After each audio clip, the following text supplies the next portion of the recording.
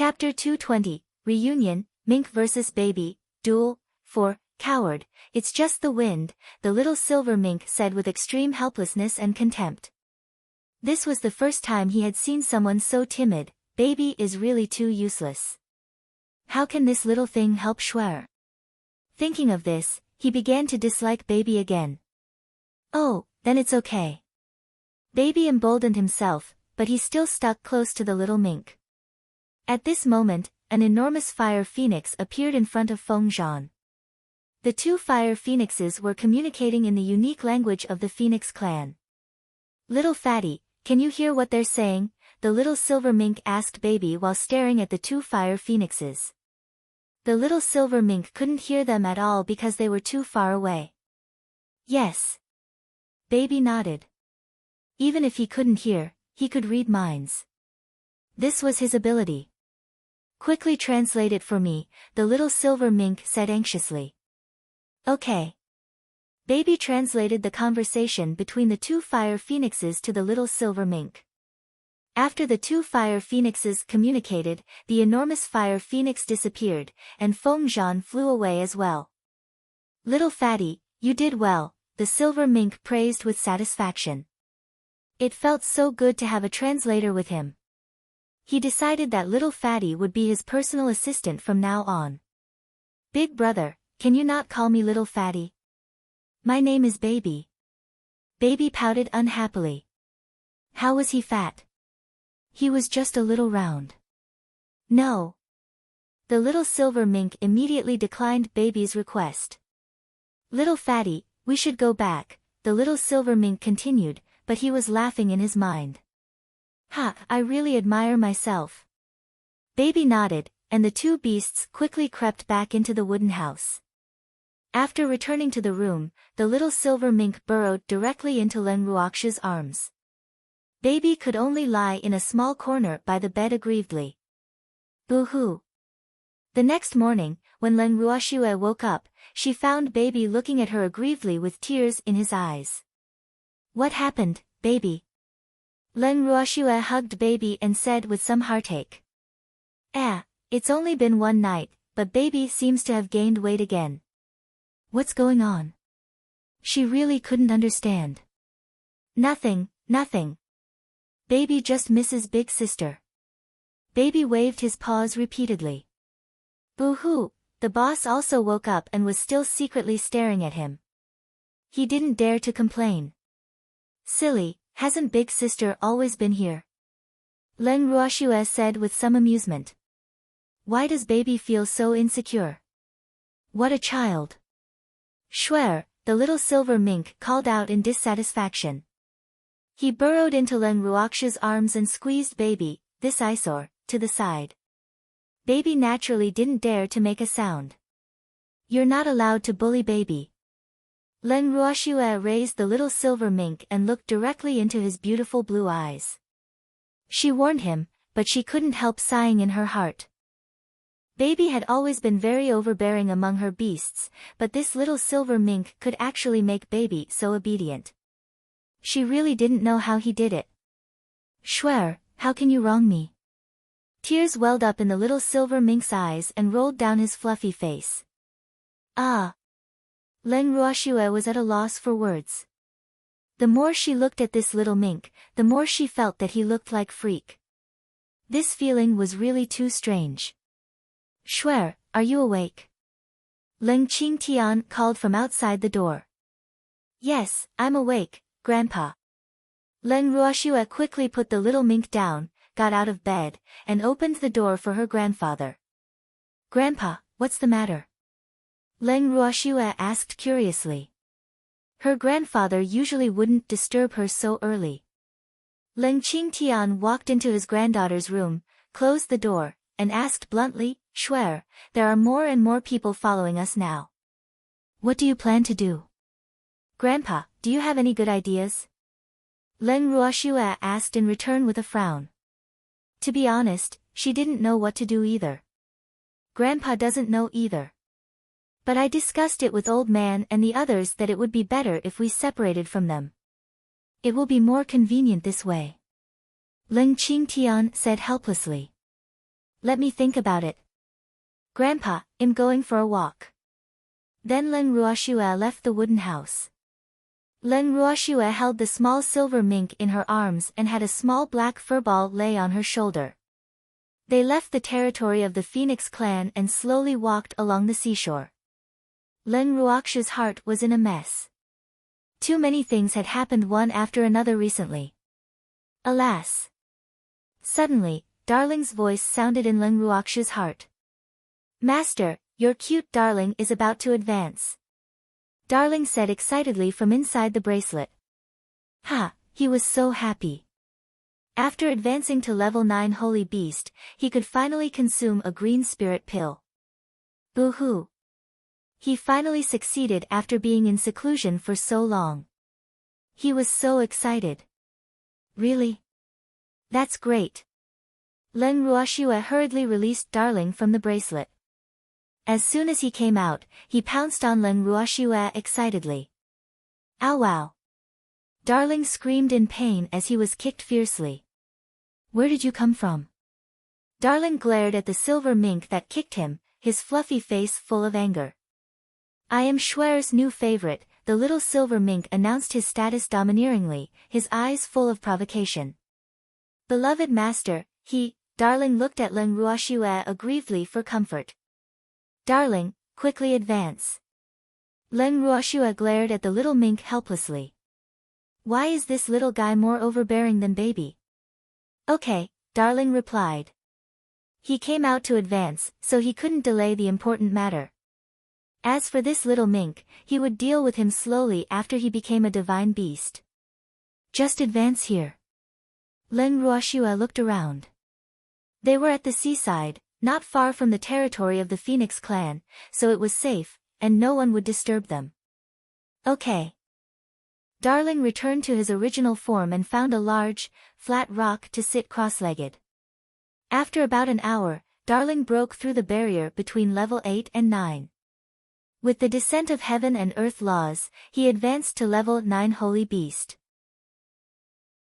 Chapter 221, Breakthrough, Advancement, 1, Beloved Master, I am a level 9 Holy Beast.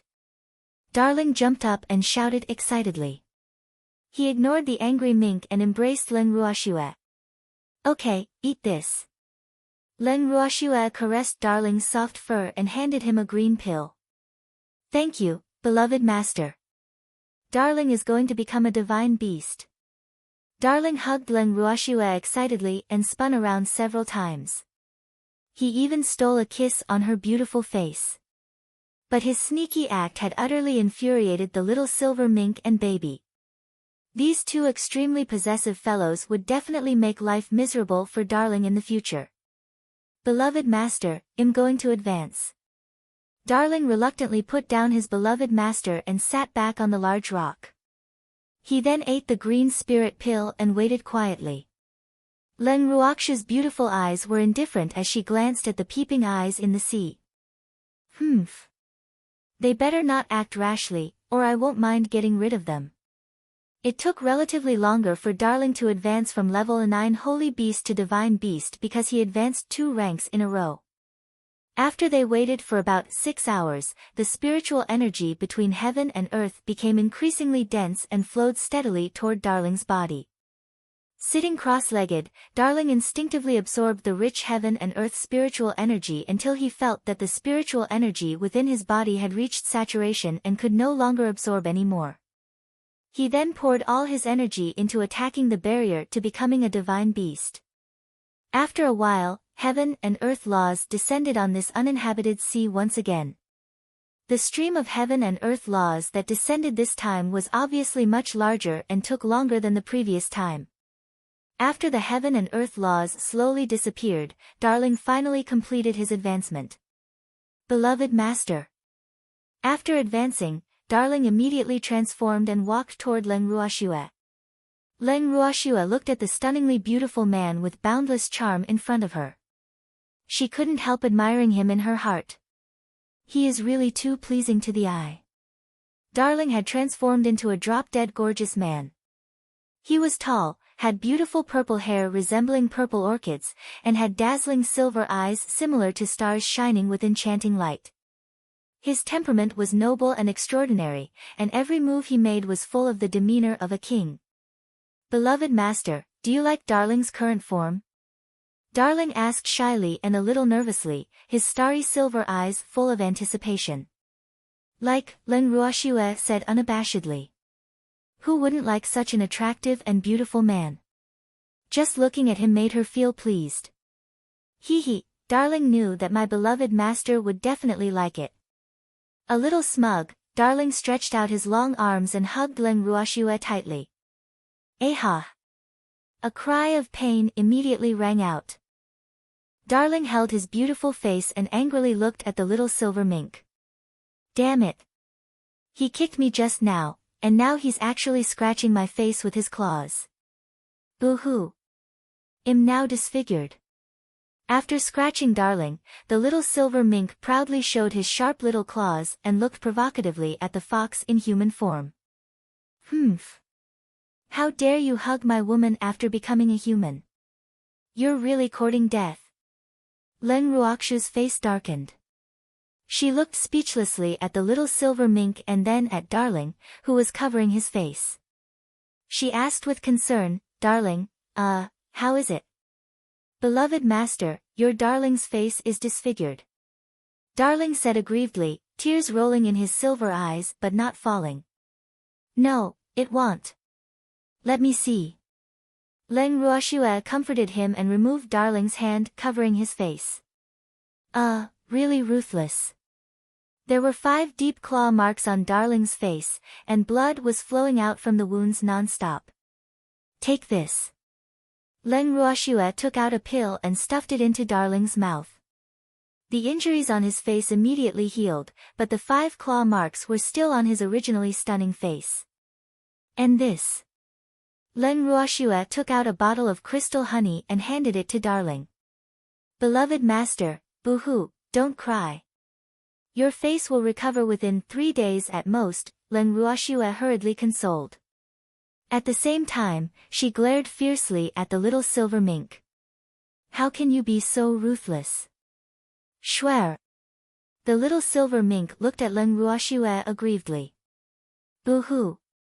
I'm just jealous that stinky fox actually dared to hug you. Let's go back. Leng Ruoxue said to Darling, completely ignoring the little mink. Okay. Darling nodded obediently and looked at the little silver mink with some pride. Humph. How dare you scratch me in front of master? You only have yourself to blame for master not caring about you. Leng Ruoxue brought Darling and the 2 little beasts back to the wooden house. Schwer, who is he? Leng Qingtian, sitting in the living room, couldn't help asking curiously when he saw Schwer bringing another man back. Master's grandfather, Darling.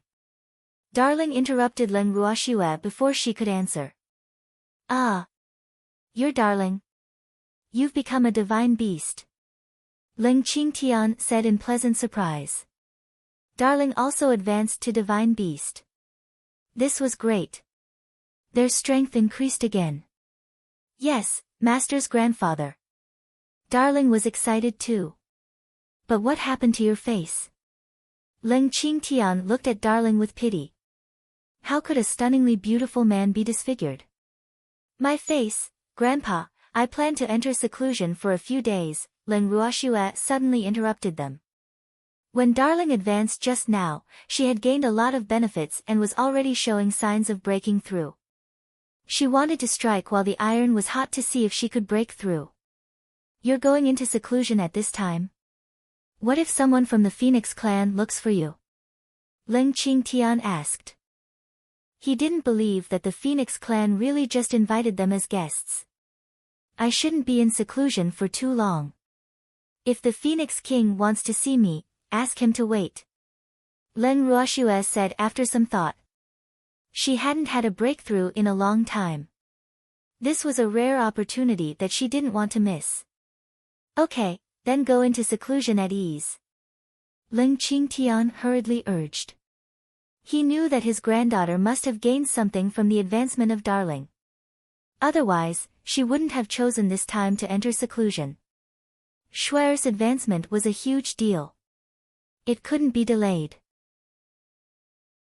Chapter 222, Breakthrough, Advancement, 2, Len Ruoxue nodded. She returned to her room and directly entered the Heaven and Earth bracelet. Of course, she also brought Darling, Baby, and the little silver mink along with her. Qing Ju, I'll leave them to you.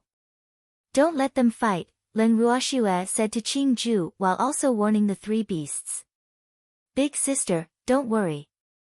They won't be able to fight with me around, Qing Ju promised as he looked at the three seemingly well-behaved beasts. Okay. Big sister is going into seclusion. Don't let anyone disturb me for the next few days, Len Ruoxue ordered and walked straight toward the purple bamboo house.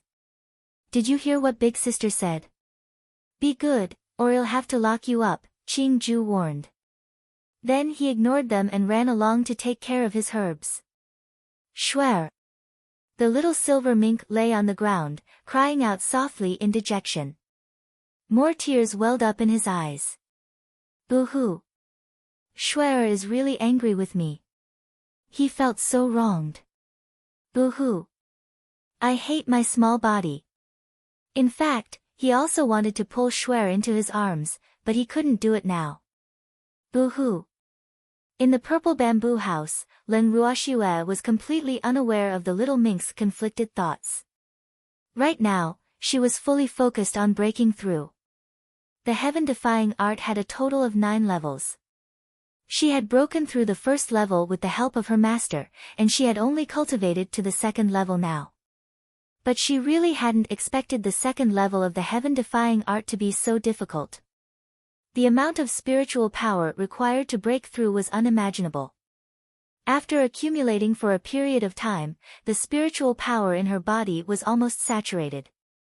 With Darling's advancement just now, she had vaguely touched the edge of a breakthrough. Therefore, she believed that she should be able to break through in a few days. To be honest, she had been waiting for this day for a long time. Otherwise, she would have been able to advance to spiritual supremacy a long time ago with the amount of spiritual power in her body. But her current cultivation was mainly based on the heaven-defying art. If she couldn't break through in the heaven-defying art, she wouldn't be able to advance to spiritual supremacy. Alas! This was probably the overbearing nature of high-level cultivation techniques. Len Ruoxue sat cross-legged and gathered all the spiritual power in her body to her dantian. She quietly circulated the heaven-defying art in her heart. Now, she could only wait.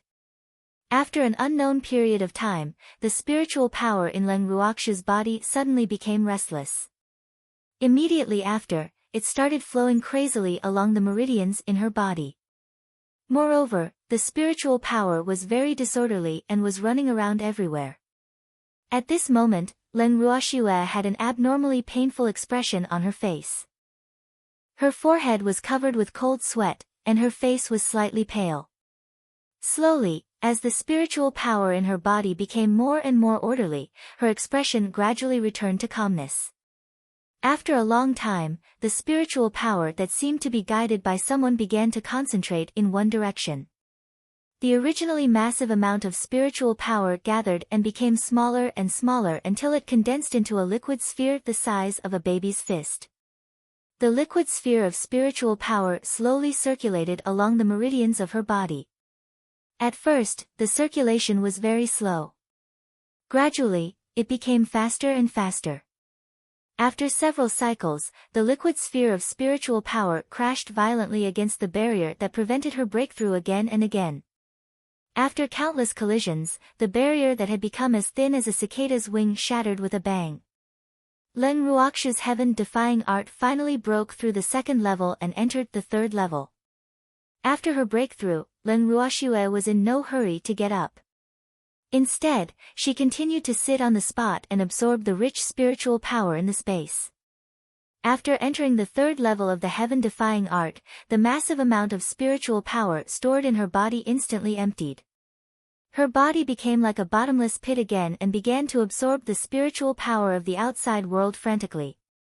After her spiritual power was almost restored twice over from before, Leng Ruoxue stopped absorbing and left the purple bamboo house. Shwer! The little silver mink, who had been guarding outside the purple bamboo house, rushed into Leng Ruoxue's arms when he saw her. Ah! Why was he so passionate? I only went into seclusion for a few days, right? Leng Ruoxue looked at the little mink lying in her arms and unwilling to get up. Did this little guy make a mistake again? What's the matter? Leng Ruoxue raised the little mink with both hands and looked into his eyes. Shwer, I missed you so much. Don't be mad at me anymore, okay? The little silver mink begged as tears welled up in his eyes. Okay, but you can't be so barbaric anymore. Leng Ruoxue's heart softened as she looked at the little mink's pitiful appearance and reminded him. Yes, yes. The little silver mink nodded repeatedly, but he was thinking that he would never teach Shwer's spirit beasts a lesson in front of her again in his heart. That's more like it. Leng Ruoxue caressed the little mink's soft fur. Big sister, quickly unlock my seal. Qing Ju said impatiently as he stood in front of Leng Ruoxue. Every time she broke through, she would unlock another level of the seal of the Heaven and Earth bracelet, and he could recover another ability. Alright. Leng Ruoxue began unlocking the Heaven and Earth bracelet seal. Qing Ju, what ability did you obtain this time? Leng Ruoxue asked curiously. Big sister, Qing Ju won't tell you first. You'll know later. Qing Ju smiled mysteriously and kept her guessing. You've become a bad apple, little fellow. Leng Ruoxue pretended to be displeased. Seeing Qing Ju being so smug, she couldn't help stretching out her fingers to pinch his soft little face gently. Wow, it feels really good. Big sister. Qing Ju looked at Leng Ruoxue aggrievedly. Alright, big sister will go out first. I won't fool around with you anymore. Leng Ruoxue smiled gently. She was really afraid that her grandfather and the others would get anxious if she didn't go out now. Moreover, she still had to find a place to advance to spiritual supremacy. After speaking, Leng Ruoxue left the Heaven and Earth bracelet and went directly to the living room, where everyone happened to be. Shwer, you're finally out. Leng Qingtian finally felt relieved when he saw her. Grandpa, what's wrong? Did something happen? Leng Ruoxue asked with a puzzled expression. She had only been in seclusion for a few days, right? Why did her grandfather look so anxious? Chapter 223, Breakthrough, Advancement, 3, Little girl, you've been in seclusion for 5 days. How was it? Did you break through?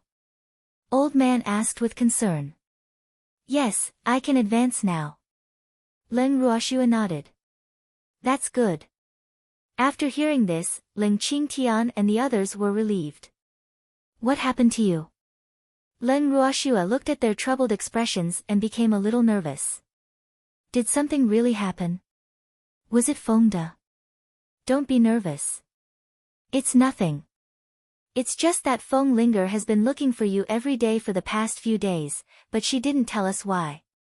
That's why we're a little worried, Leng Qingtian explained while wiping the cold sweat off his forehead. It seemed that their nervousness scared Shwer. Leng Ruoxue sighed in relief and complained, Grandpa, you guys can't scare me like this. Hee hee, little girl, we were just worried about you, old man said somewhat embarrassedly. By the way, little girl, did anything happen in your space after you broke through? Old man whispered curiously into Leng Ruoxue's ear. Alas, he really wanted to go in and take a look. Unfortunately, it wasn't convenient now. I'll bring you in to take a look later, and you'll know, Leng Ruoxue said mysteriously but was sweating profusely in her heart. In fact, she was afraid that her grandfather and the others would be anxious, so she directly ran out without observing. Okay. I haven't been there for a long time. I was just missing it. Old man was excited. The space was really a good place. But what was more magical was that every time Shuer broke through, the space would change as well. He was really looking forward to it. Len Ruoxue shot a look at her grandfather and the others, and the old men tacitly found an excuse to leave the living room. However, they didn't return to their rooms but slipped directly into Shuer's room. After a while, Len Ruoxue also returned and sent the 3 anxious old men into the heaven and earth bracelet. "Wow, little girl, the area here has become bigger again," old man said with surprise. The spiritual energy was also more intense and was even showing signs of liquefying. This is really too unbelievable. Not only that. After Big Sister broke through, 2 more fields appeared, and I can plant even more things now. Qing Ju's beautiful little face was full of pride as he constantly thought about what to plant. "Qing Ju, you are an artifact spirit. Why are you so passionate about farming?" Len Ruoxue was a little speechless. She really couldn't understand. Moreover, it seemed like having 2 more fields actually made Qing Ju happier than unlocking the seal. "Big Sister, although I am an artifact spirit, planting is also my talent," Qing Ju said endlessly. He only had 3 original abilities, and planting was one of them. During the years he was sealed, he had relied on planting to pass the time. Therefore, planting had already become an indispensable joy for him. Farming is good. If Qing Ju didn't take care of all the fields, how could we have so much delicious food? Leng Qingtian praised with a smile, not thinking that Qing Ju was wasting his talents at all. "Grandpa understands me," Qing Ju echoed. "In that case, quickly go and plant your fields." "Big Sister is going to advance," Len Ruoxue said helplessly. Alas, these old men would spoil Qing Ju sooner or later. After leaving the heaven and earth bracelet and then the wooden house, Len Ruoxue deliberately found a remote place to advance. "This should do, right?" Len Ruoxue murmured to herself. This place was very far from the Phoenix clan's territory, and there were mountains all around it, so no one should notice. In fact, she didn't want others to know that she had so many beasts. Len Ruoxue released all her beasts from her space. Immediately, thousands of beasts crowded the entire mountain stream. "I am about to advance. Prepare yourselves," Len Ruoxue said to the beasts, but her eyes were on the little silver mink. "Oh, I've yet to contract with this little thing." "Little thing, we have yet to establish a contract, right?" Len Ruoxue asked the little mink. "Shuer, you advance first." "We can't contract now." The little silver mink's eyes darkened. "I don't want to become Shuer's contract beast." "Boo-hoo." "Okay then." Len Ruoxue didn't want to make things difficult for the little mink, nor did she ask him why, because a voice in her heart kept telling her that this little mink would not hurt her. Len Ruoxue randomly found a place to sit cross-legged, and then she mobilized the spiritual power in her body to break through the barrier to becoming a spiritual supremacy. After a while, heaven and earth laws descended on the mountain stream and shrouded Len Ruoxue. She absorbed the heaven and earth laws without any qualms. It was a reward bestowed upon the cultivator. After a long while, the heaven and earth laws slowly dissipated, and she completed her advancement and became a spiritual supremacy. Immediately after, heaven and earth laws descended once again. After their master, Len Ruoxue, advanced, her beasts also began to advance one after another. Dazzling lights flashed in the mountain stream for a long time. Except for a few that were already divine beasts, all the silver wolves advanced. The one who advanced the most advanced 3 levels. The Silver Wolf King directly advanced to a level 9 holy beast. This was a pleasant surprise for Len Ruoxue. Silver Wings advanced directly to divine beast. Len Ruoxue looked at the majestic Silver Wolf King. "Yes, master." Silver Wings began to wait after eating a green spirit pill. Several hours later, heaven and earth laws finally descended, and Silver Wings officially advanced to divine beast. Len Ruoxue's divine beasts expanded in numbers again. Even in human form, silver wings still fit his identity as the Silver Wolf King well. He had a tall and robust body, cold and handsome facial features, flowing silver hair, chilling and intimidating silver eyes, and the temperament of a king. This was the true king of the wolves. After her beasts advanced, Len Ruoxue sent them all back into the heaven and earth bracelet. She then strolled back to the Phoenix clan's territory with the little silver mink in her arms. Little sister Ruoxue, you're finally back. Feng Linger was waiting anxiously for Len Ruoxue at the entrance of the Phoenix clan's territory.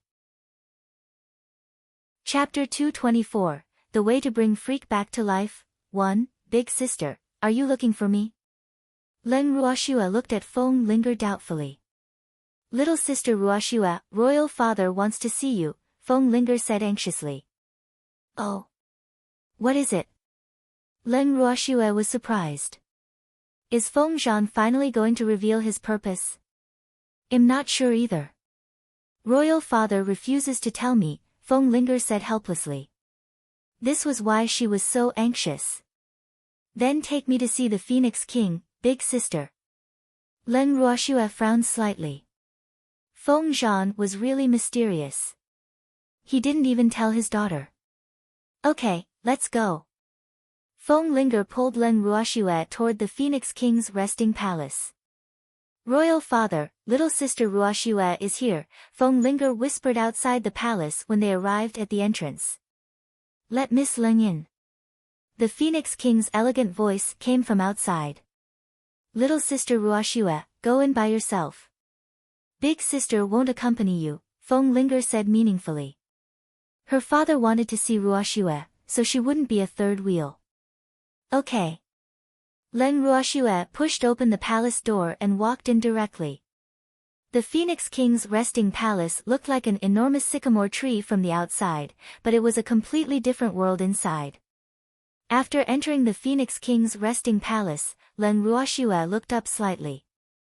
The decorations here were very similar to a human's room. It was mainly red with a golden background, and there were many phoenix totems on the walls and pillars. Miss Leng. Feng Zhan walked out of the inner room and blocked Len Ruoxue with his tall body. Hello, Phoenix King, Len Ruoxue greeted politely. Miss Leng, you broke through. Congratulations. Feng Zhan's dark red phoenix eyes sized Len Ruoxue up. Len Ruoxue nodded slightly and then asked, May I ask why you are looking for Ruoxue, Phoenix King? Miss Leng, please sit. I'll tell you a story. Feng Zhan pointed at a chair not far away. Tell me a story. Len Ruoxue sat down in the chair and looked at Feng Zhan in bewilderment. She couldn't help wondering what the Phoenix King was up to. Did he look for her so frantically just to tell her a story? Yes, a very important story. Feng Zhan sighed softly and helplessly. Oh, please start then, Phoenix King. Len Ruoxue said impatiently. She was not very interested in the Phoenix King's story, but she very much wanted to know Feng Zhan's purpose. It seems like Miss Leng is still an impatient person, Feng Zhan teased with a smile. Yes, my companion is still with the Dragon Clan. I'm very worried, Len Ruoxue explained. What she implied was that he should quickly tell her his purpose. After that, she would go and save someone. Don't worry, Miss Leng. Your friend's life is not in danger in the Dragon Clan, Feng Zhan said with confidence, his face full of mystery. I'm afraid he will be tortured, Len Ruoxue said. Of course, she knew that Feng Da's life wouldn't be in danger. After all, Feng Da had a dragon as his contract beast. If the Dragon Clan wanted to kill Feng Da, it was equivalent to killing one of their own. This wasn't something the Dragon Clan, who claimed to be the most united, would do. I'm afraid physical pain is unavoidable, Feng Zhan said honestly. So, Phoenix King, just tell me directly. Stop keeping me in suspense, Len Ruoxue said a little impatiently. Alright. Actually, I hope Miss Leng can stay in the Phoenix Clan, Feng Zhan said, shocking her. What? Len Ruoxue asked uncertainly. Did I hear right? I hope Miss Leng can stay with us, Feng Zhan repeated patiently, his dark red phoenix eyes full of anticipation. I'm sorry, but that's unlikely. I still have important things to do. I can't stay in the same place forever, Leng Ruoxue explained implicitly. Although she didn't know why the Phoenix King said that, she didn't want to anger Feng Zhan, lest he destroyed all of them in a fit of anger. Miss Leng, if you are willing to stay in the Phoenix clan, you will be the king of the Phoenix clan from now on, and you can choose any handsome man in our Phoenix clan. Feng Zhan threw out a big bait. He believed that no one could refuse such a generous offer. Leng Ruoxue's face darkened, and she was at a loss for words. What does the Phoenix King mean? I can choose any handsome man I want. Do I look like a pervert? The little silver mink, who had been acting as a pet in Leng Ruoxue's arms, heard what Feng Zhan said and hated him. Damn it! He could understand wanting to keep Shuer in the Phoenix clan, but he couldn't tolerate the idea of giving her a man of the Phoenix clan. Humph. Shuer can only be mine. What do you think, Miss Leng? Feng Zhan couldn't help asking when he saw Leng Ruoxue not responding for a long time. I appreciate your kindness, Phoenix King. But I really can't stay in the Phoenix clan. As for the handsome man, I think I should leave him to the women of the Phoenix clan. Leng Ruoxue replied after choosing her words carefully for some time. Miss Leng, don't make your decision too hastily. Let me finish telling you the story. Feng Zhan said leisurely and sighed softly. At first, he thought that his bait would be enough to attract Leng Ruoxue, but she unexpectedly remained unmoved. He had no choice but to tell her honestly in hopes of convincing her. To be honest, he really didn't want to tell anyone about it if possible. After all, it was considered a humiliation to the Phoenix clan. Okay. Pray tell, Phoenix King. Leng Ruoxue urged. Miss Leng, actually, our Phoenix clan doesn't belong to this world. There are many spirit beasts in this world that didn't once belong here. We came from an extremely distant place. That place is a holy land that all humans and beasts have yearned for a long time, Feng Zhan said softly, as if he had fallen into a trance, lost in his memories. Then why are you here? Leng Ruoxue didn't deny that the Phoenix King's words piqued her curiosity. Seems like Feng Zhan really has a secret. That's because our Phoenix clan, the Dragon clan, and even other beasts were exiled here after a great war 100,000 years ago, Feng Zhan explained with deep pain in his eyes. Chapter 225, The Way to Bring Freak Back to Life, 2, Exiled. Leng Ruoxue was puzzled. Only criminals would be exiled, right? Did the Dragon and Phoenix clans of the Ling Feng continent commit crimes? There was a traitor in the Phoenix clan, and the Phoenix King bloodline was exiled. I was only an egg when I was sent to this world. Back then, the Phoenix King was sealed, and the clan members who supported him were all exiled to various worlds. I was the youngest son of the Phoenix King, and after I was born, the clan members of this world supported me to become king. We live in this world. However, not only are our strengths limited, but we are also unable to ascend to the upper realm. However, the high priest of the Phoenix clan once prophesied that our Phoenix clan will have a new master, and she will also be the savior of our Phoenix clan. You are our new master, Feng Zhan explained. Are you sure? Leng Ruoxue asked lightly, but she kept communicating with Qing Ju in her heart. Qing Ju, do you know about the Great War 100,000 years ago? Leng Ruoxue asked curiously. Big sister, the Great War 100,000 years ago should be referring to the time Old Master died, Qing Ju said sadly. Old Master has been dead for 100,000 years. Boo-hoo. In that case, it's possible that this Phoenix King was from the same world as Master? Leng Ruoxue couldn't be sure if what Feng Zhan said was true. The Phoenix clan is a very large race and was very powerful in the world where Old Master was. They were one of the 4 kings under the Beast God. But I'm not sure as to whether or not there was a traitor among the Phoenix clan, Qing Ju said after carefully recalling. Qing Ju, do you think the Phoenix King's words are trustworthy? Leng Ruoxue asked. The Phoenix King should be telling the truth, Qing Ju said after tilting his head in thought for a while. Okay. Leng Ruoxue severed the connection after communicating with Qing Ju in her head. The high priest once said that a woman would save our Phoenix clan. Feng Zhan looked at Leng Ruoxue and nodded with certainty. Phoenix King, there are many women in this world. Are you sure that it's me? Leng Ruoxue asked coldly. Miss Leng, there are indeed many women in the world, but not all of them can come to the Phoenix clan. Feng Zhan smiled mysteriously. Phoenix King, stop keeping me in suspense. I won't agree unless you tell me clearly, Leng Ruoxue said coldly. She didn't want to be used by others. Miss Leng, I'm telling the truth. The new master mentioned in the high priest's prophecy is indeed you. Feng Zhan said with certainty. Many people don't know why the Phoenix clan and the Dragon clan rarely travel on the Ling Feng continent. Does Miss Leng want to know? Feng Zhan asked with a smile. Could there be something else? Leng Ruoxue guessed. Yes, because there is a barrier outside Grief Remedy Forest that limits our movement.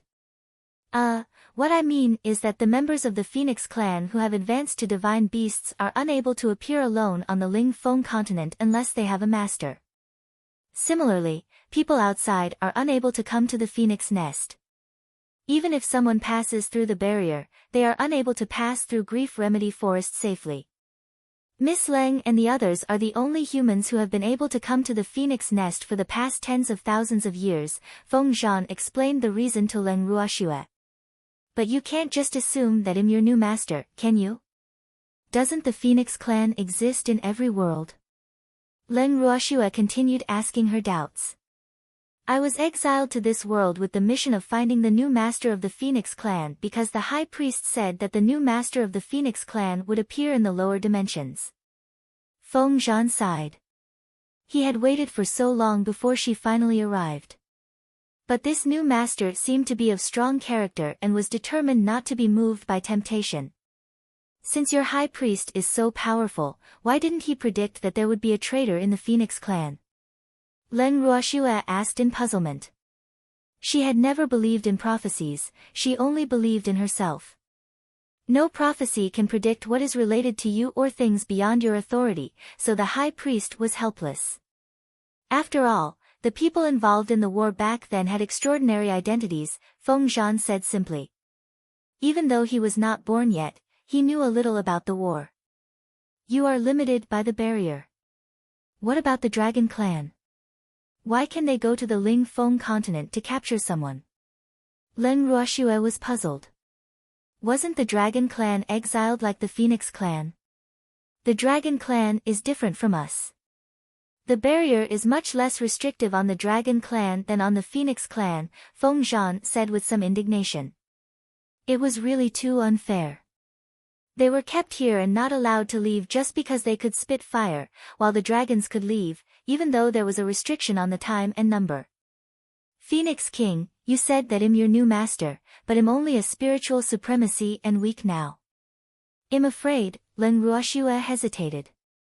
She didn't want the Phoenix King to have too much hope and treat her as their savior, so she decided to give him forewarning.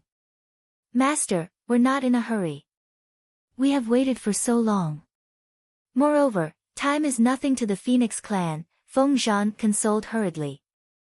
Of course, he knew that Leng Ruoxue definitely wouldn't be able to lead them in rebuilding their glory with her current strength. But they had plenty of time, so they could wait. That's good.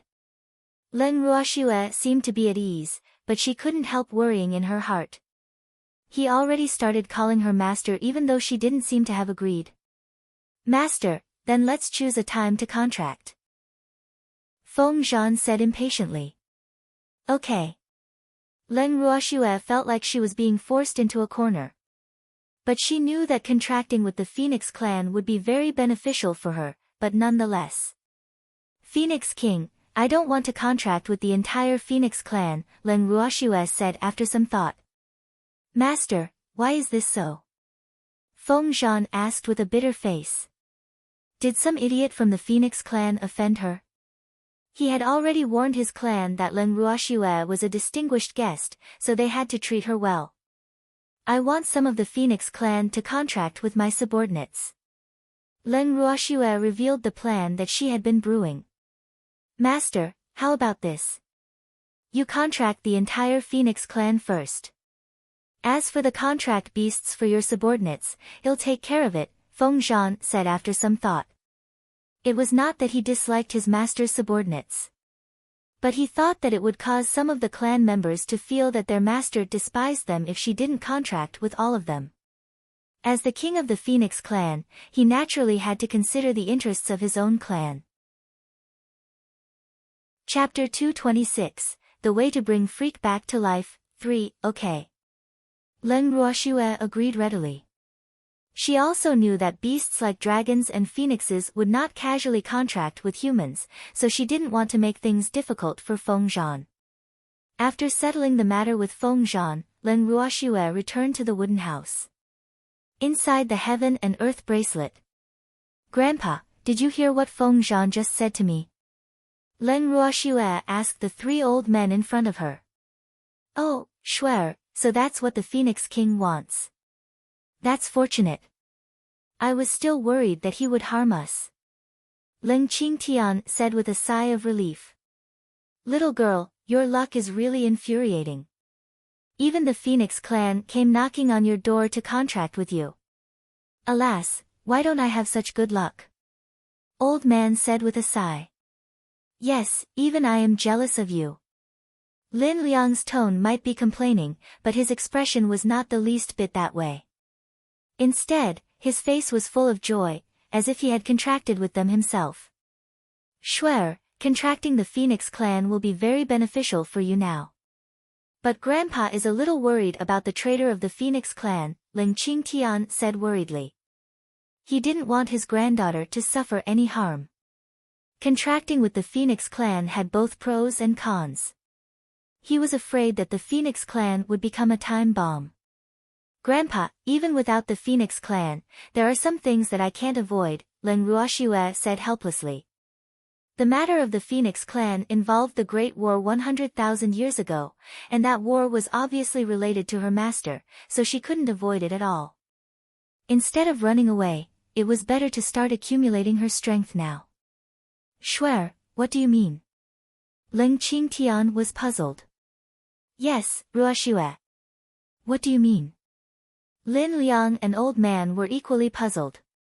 I have to begin by explaining about my master. Leng Ruoxue explained everything in detail to Leng Qingtian and the others. After listening to her, the three of them fell silent. Shuer, Grandpa will definitely help you no matter how formidable your future enemy is, Leng Qingtian said calmly with a serious face after a while.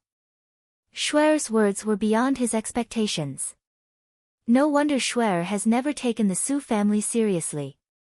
The Su family is just a small fry compared to that enemy. Alas. It seems we've set our sights too low. Little girl, even though my strength is limited, I am also very willing to help you as long as you are willing to accept me. Old Man also expressed his attitude very seriously. Hee hee, how can I miss out on this kind of thing? Lin Liang chimed in as well, taking on the responsibility as well. Being together with young people really made him so energetic. It seemed like he had to cultivate harder in the future and not be outdone by this little girl. Leng Ruoxue looked at Old Man and Lin Liang, a little touched. She wasn't surprised that her grandfather said so, but she didn't expect these two to say the same. In fact, she could understand even if they didn't help. Little girl, don't look at me like that. I am too old and can't take it. Old Man said with an exaggerated expression on his face. You old fart. What nonsense are you saying?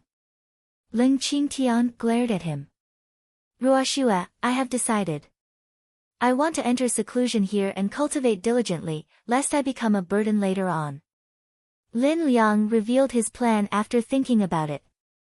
I can't fall behind Brat Lin. I want to enter seclusion as well, old man hurriedly said. No. If both of you are in seclusion, what should Shuer say if someone asks? Ling Qingtian disagreed, directly denying their thoughts. Old man, Grandpa Lin, wait for me to save Feng De and destroy the spiritual deities of the Su family before you enter seclusion. Leng Ruoxue said with a slight frown. All right. Time can accelerate here anyway, so a few more days won't hurt. Old man and Lin Liang nodded. I'll send you out first. We've been here for a long time, Leng Ruoxue said to the three old men. Okay. After sending the three of them out of the heaven and earth bracelet, Leng Ruoxue entered the purple bamboo house. Freak, are you doing okay? Leng Ruoxue put the little silver mink aside and murmured to herself while staring at Freak's frozen body. I miss you so much, Leng Ruoxue said softly, choked up as tears rolled down her cheeks. Shuer, the little silver mink called softly. He wanted to jump into Leng Ruoxue's arms, but Shuer ignored him. Boo-hoo.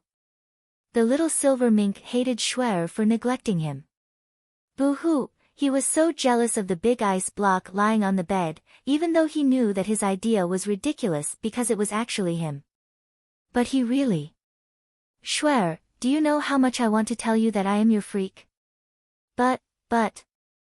Boo-hoo, he felt so inferior now, and he was even more unwilling to let Shuer know that he was now a little mink who couldn't even transform into a human. Shuer. The little silver mink calmed down and gently tugged on Leng Ruoxue's sleeve. What's wrong? Leng Ruoxue looked at the little mink with tears in her eyes, her face full of confusion. Shuer, don't cry. He isn't dead, the little silver mink comforted. Boo-hoo, seeing Shuer's tears made him both happy and distressed. His mood was conflicted. What did you say? How do you know? The little mink's words exploded in Leng Ruoxue's ears like a bomb. Leng Ruoxue picked up the little silver mink in disbelief and raised him in front of her eyes to look directly into those incomparably beautiful blue eyes. He's not dead, the little silver mink repeated, but he was very nervous. Shuer wouldn't see anything, would she? How do you know? Leng Ruoxue asked anxiously, her heart racing. My inherited memories told me. Moreover, I know how to dispel the frosty palm's poison, the little silver mink suddenly said confidently. He was really too smart to think of such a reason. Tell me quickly, Leng Ruoxue said anxiously. Chapter 227, The Way to Bring Freak Back to Life, 4, Shuer, you're hugging me too tightly. You're going to strangle me. Relax, the little silver mink said with some difficulty. He didn't want to die again before he was revived. I'm sorry. I didn't do it on purpose. Leng Ruoxue relaxed her hands. She was relieved to see the little mink breathing more smoothly. Shuer, his injuries are too serious. That's why you thought he was dead. In fact, he can wake up as long as the frosty palm's poison is cured, the little silver mink explained. Really? How can I cure the poison? Leng Ruoxue asked anxiously. She didn't doubt what the little mink said at all. After all, even though everyone said that the Su family's frosty palm was incurable, there seemed to be many secret techniques in the inherited memories of beasts. So it was normal for the little mink to know. You need 1,000-year fire lotus. The little mink was a little hesitant.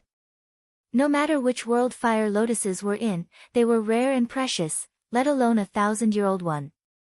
In fact, the reason why fire lotuses were difficult to find was mainly because of their stringent growing environment.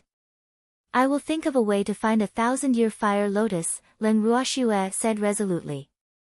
Since she now knew that Freak wasn't dead, she had to think of a way to save him. She said before that she wouldn't let Freak leave her. Little mink, thanks for telling me this information, Leng Ruoxue said gratefully as she hugged the little mink tightly. Shuer, fire lotuses love fire. It's possible to find traces of them in places with rich fire element or in volcanoes, the little silver mink reminded. Fire lotuses were heavenly treasures and earthly materials, and they were born from heaven and earth's spiritual energy.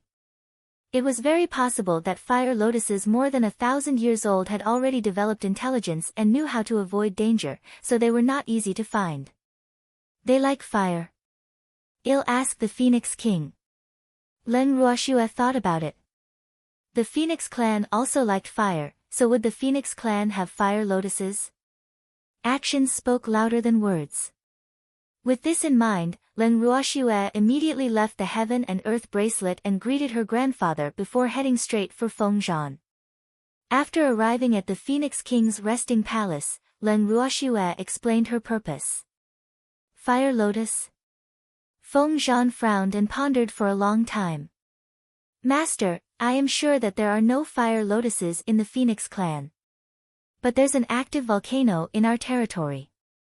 There may be a fire lotus there, Fengzhan guessed after thinking for a while. Although the Phoenix clan was of the fire attribute, they didn't know much about alchemy and artificing, so they were not too interested in these things. Really? I'll look then. Len Ruoxue was about to leave when Fengzhan stopped her. Master, don't be hasty. It's very dangerous there. I'll go with you after the master acknowledgement ceremony tomorrow, Fengzhan said helplessly. Master is really impatient. Okay. Len Ruoxue knew that she indeed needed a guide. Moreover, there were guardian beasts wherever spirit plants grew. It would be a waste not to use him since he was willing to be a fighter for her. Oh right, have you heard of essence restoration grass?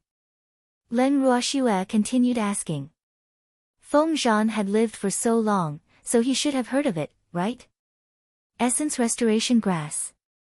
What does Master want essence restoration grass for? Fengzhan asked curiously. Although the Phoenix clan wasn't good at alchemy and artificing, their understanding of herbs and minerals was unparalleled. My brother is injured and needs a pill concocted from essence restoration grass, Len Ruoxue explained simply. Essence restoration grass isn't something precious, but there aren't many in this world. Fengzhan smiled gently with a mysterious expression. You know? Then tell me. Where can I find it? Len Ruoxue hurriedly asked. She had always been worried about her brother's matter, and she had never forgotten it. The dragon clan should have some, Fengzhan directly said, not beating around the bush. But that essence restoration grass. I'll go to the dragon clan the day after tomorrow, Len Ruoxue said after some thought. She planned to visit the Phoenix clan's underground volcano tomorrow. Then I'll go with Master. Fengzhan's handsome face was full of cunning. The dragon clan. I have to teach that stinky dragon a lesson. Len Ruoxue nodded in agreement. The next day, the Phoenix King led all his people to acknowledge Len Ruoxue as their master formally in the Phoenix clan's chamber hall. After the master acknowledgement ceremony, Fengzhan brought Len Ruoxue to the active volcano. It's so hot here. Len Ruoxue felt the blazing heat before reaching the entrance of the volcano. It rushed at her face and grilled her body uncomfortably. Master, come closer to me, Fengzhan said to Len Ruoxue and used his spiritual power to protect her body. Much better. Len Ruoxue felt much better, and her body was not as uncomfortable as before with Fengzhan's protection. Although she also had fire attribute spiritual power, the temperature here was a little unbearable. Master, we can reach the interior of the volcano from here. Fengzhan pointed at a small cave. Len Ruoxue looked at the small cave. The entrance was very small, and only one person could enter each time. After the two of them entered the entrance, the space inside suddenly became spacious. Be careful.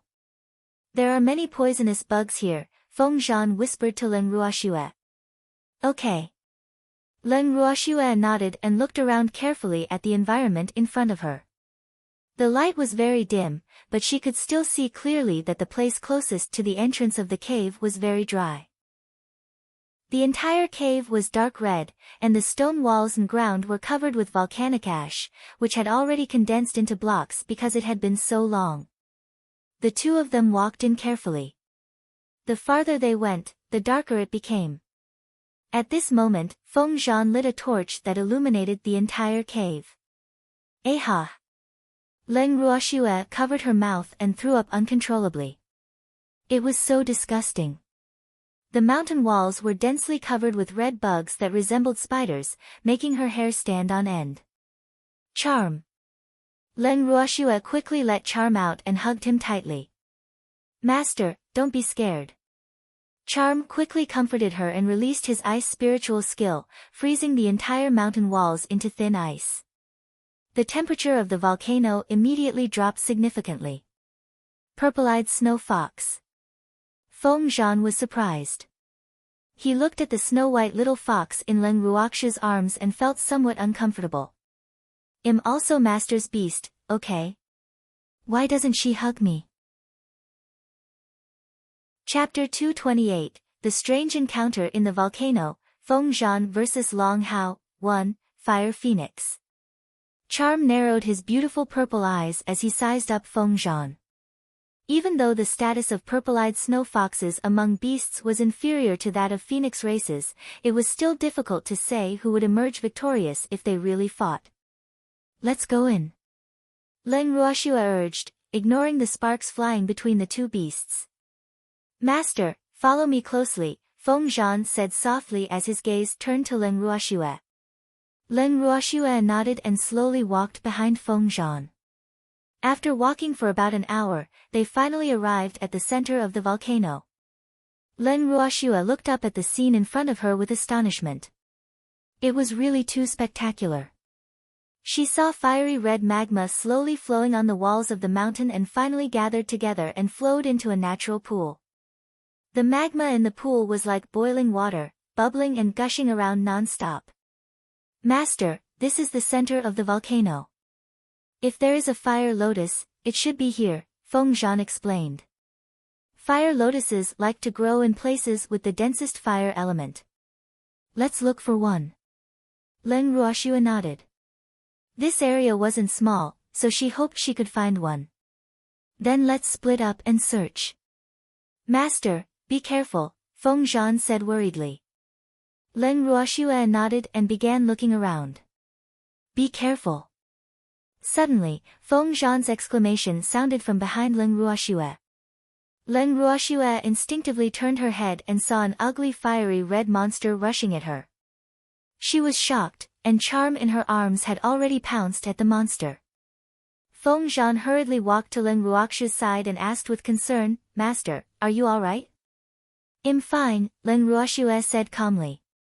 She was just shocked. After all, no woman would like something so ugly. What is this? Leng Ruoxue asked curiously.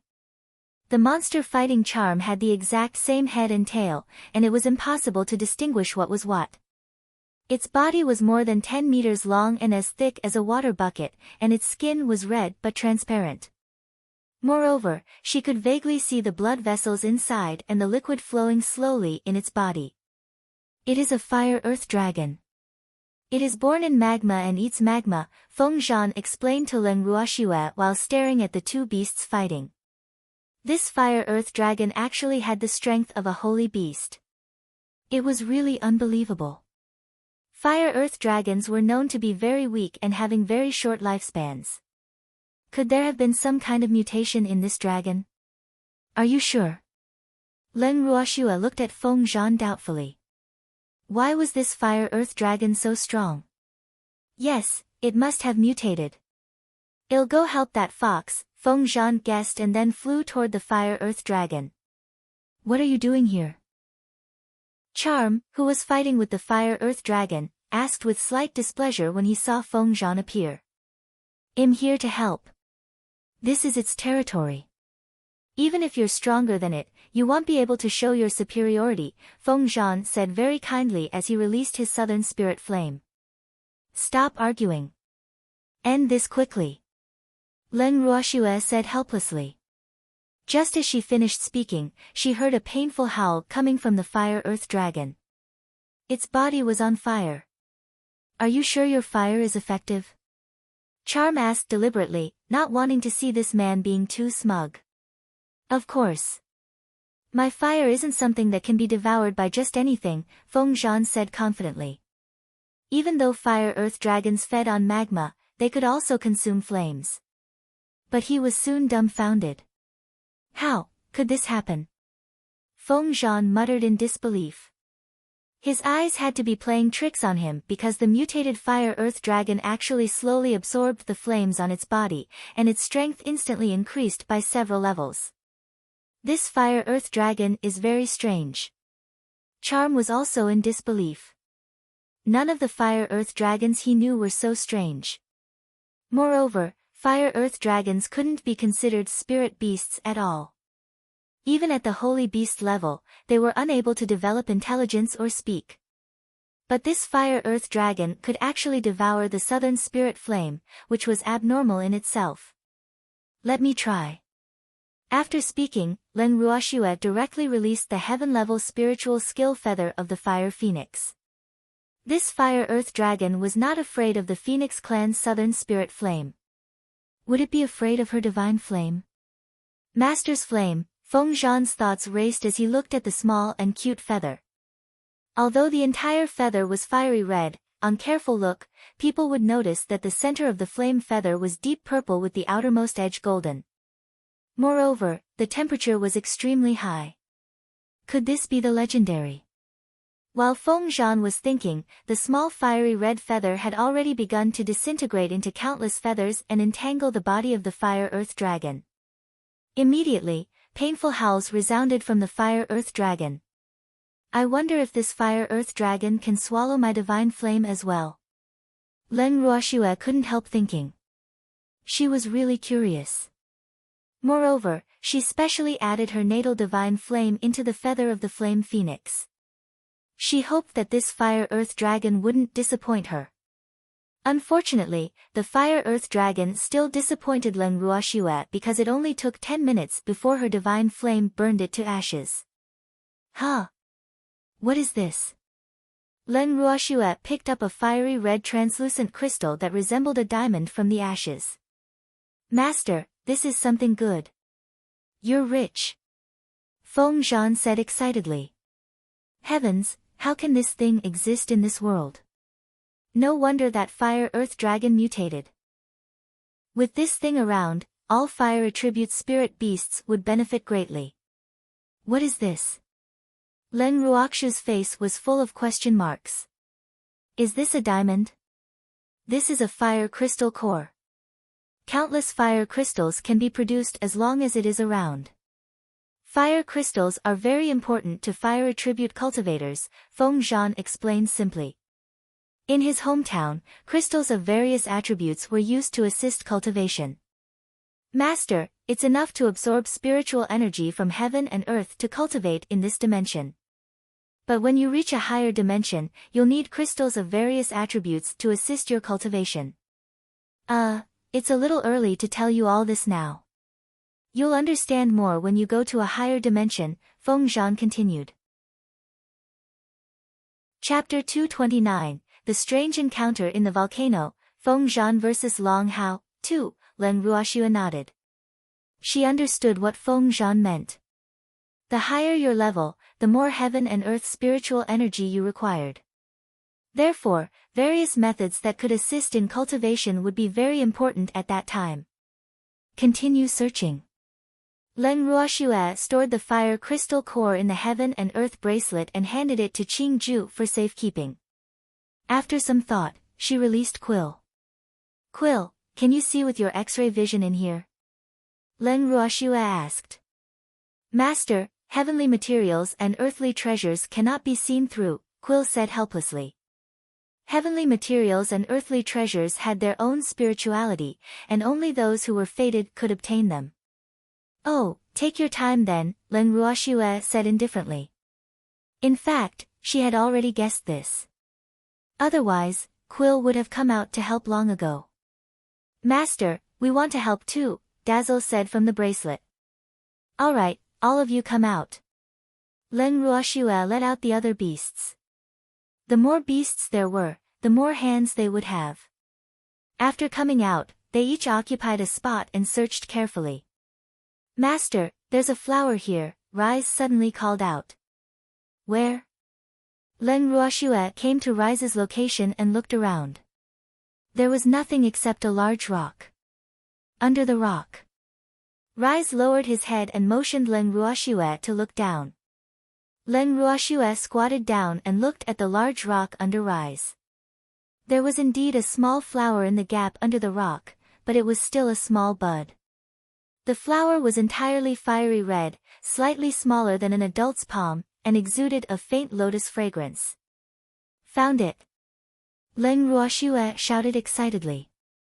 Feng Zhan immediately came to Leng Ruoxue's side, glanced at the small fire lotus, and said honestly, Master, this isn't 1,000-year-old fire lotus. I know, but it's better than nothing, Leng Ruoxue said happily. She had the heaven and earth bracelet, so as long as she could find a fire lotus, even if it was not 1,000 years old, she could plant it and make it into 1,000-year-old fire lotus. Ah! That's true, Master. I'll dig it out, Feng Zhan volunteered. Okay. Leng Ruoxue gave her spot to Feng Zhan.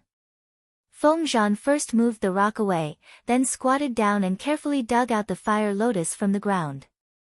He then handed it to Leng Ruoxue. After receiving the fire lotus, Leng Ruoxue directly sent it into the bracelet and handed it to Qingju. Let's go back.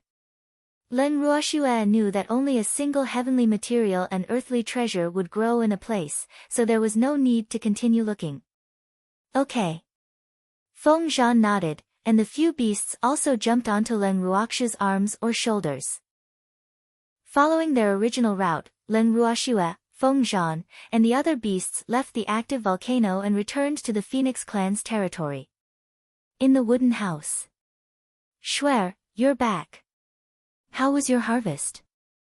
Leng Qingtian asked curiously. He already knew that Freak had not really died, but 1,000-year fire lotus was not easy to find. It's not bad. We found a small one. Leng Ruoxue was very satisfied.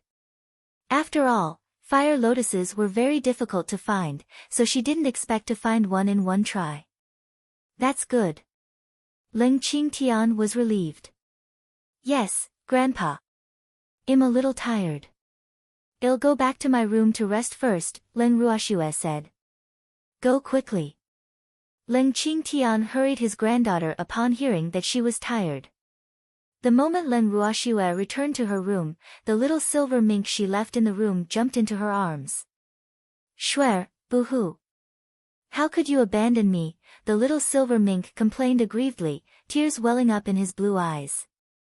You were the one who said you don't like fire, Leng Ruoxue said speechlessly. Why is this little mink complaining first? But you can't leave me at home, the little silver mink said gloomily. He meant that Shuer could put him in the bracelet, but she actually directly left him in the room. Oh, I misunderstood. I thought you didn't want to go. Leng Ruoxue giggled. Actually, she did it on purpose since this little mink always threatened her with tears. You have to compensate me, the little silver mink said, pushing his luck. He was definitely going to take advantage of Shuer since she couldn't do anything to him anyway. How? Leng Ruoxue was speechless. Why is this little mink so similar to Freak? They're both unwilling to suffer any loss. I haven't thought about it yet. I'll tell you when I think of it, the little silver mink said slyly. All right. Leng Ruoxue said helplessly. Then she entered the heaven and earth bracelet with the little mink in her arms. Big sister, I've already planted the fire lotus. I also placed the fire crystal core near it to accelerate its growth. Qingju hurriedly reported his labor results to Leng Ruoxue after seeing her enter. Qingju, you've worked hard. Leng Ruoxue picked up the beautiful and cute toddler. She actually felt a little guilty looking at Qingju's small arms and legs. Is this considered exploiting an underage child? Big sister, you're letting your imagination run wild again. Qing Ju, who knew what Leng Ruoxue was thinking, rolled his eyes, his pinkish face full of helplessness. He was an artifact spirit, not an underage child. Qing Ju, when will this fire lotus reach 1,000 years? Leng Ruoxue was embarrassed and quickly changed the topic. Big sister, it should take at least 100 years, adding on the accelerated time and the fire crystal core. Qing Ju said after thinking with a frown. 100 years? That long? Leng Ruoxue was depressed. Big sister, 100 years is fast. For cultivators, 100 years passes by in the blink of an eye, Qing Ju said nonchalantly. In his opinion, 100 years was really nothing. For example, his old master could enter seclusion for more than 100 years at a time. Yes, master. Hundreds of years will pass by every time we sleep, Rise couldn't help consoling. Big sister, you just have to cultivate diligently if you want it to grow into 1,000-year fire lotus quickly. If you reach old master's level, not to mention 1,000 years, even 10,000 years will pass by in the blink of an eye, Qing Ju encouraged. He hoped that his big sister could improve her strength quickly so that he could help her even more.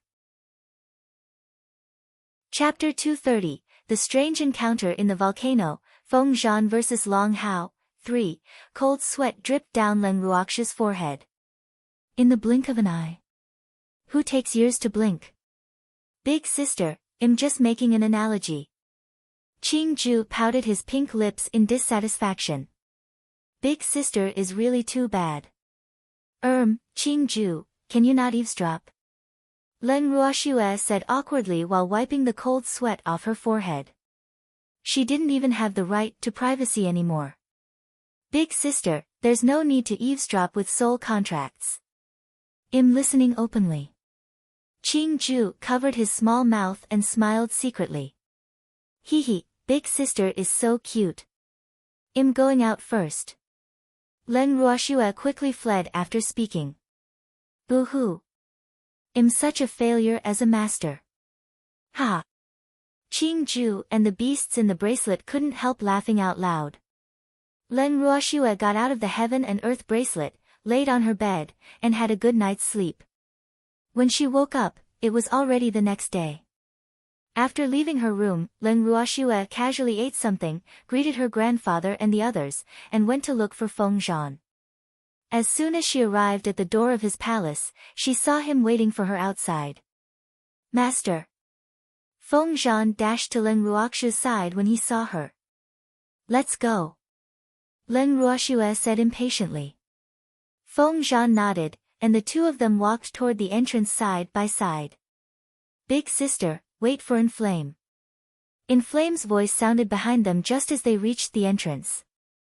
Leng Ruoxue stopped and looked helplessly at the little vermilion bird who had run into her arms. Inflame, big sister is going to do serious business. Stay in the clan obediently. Since coming to the Phoenix clan, Leng Ruoxue had rarely seen this naughty little guy.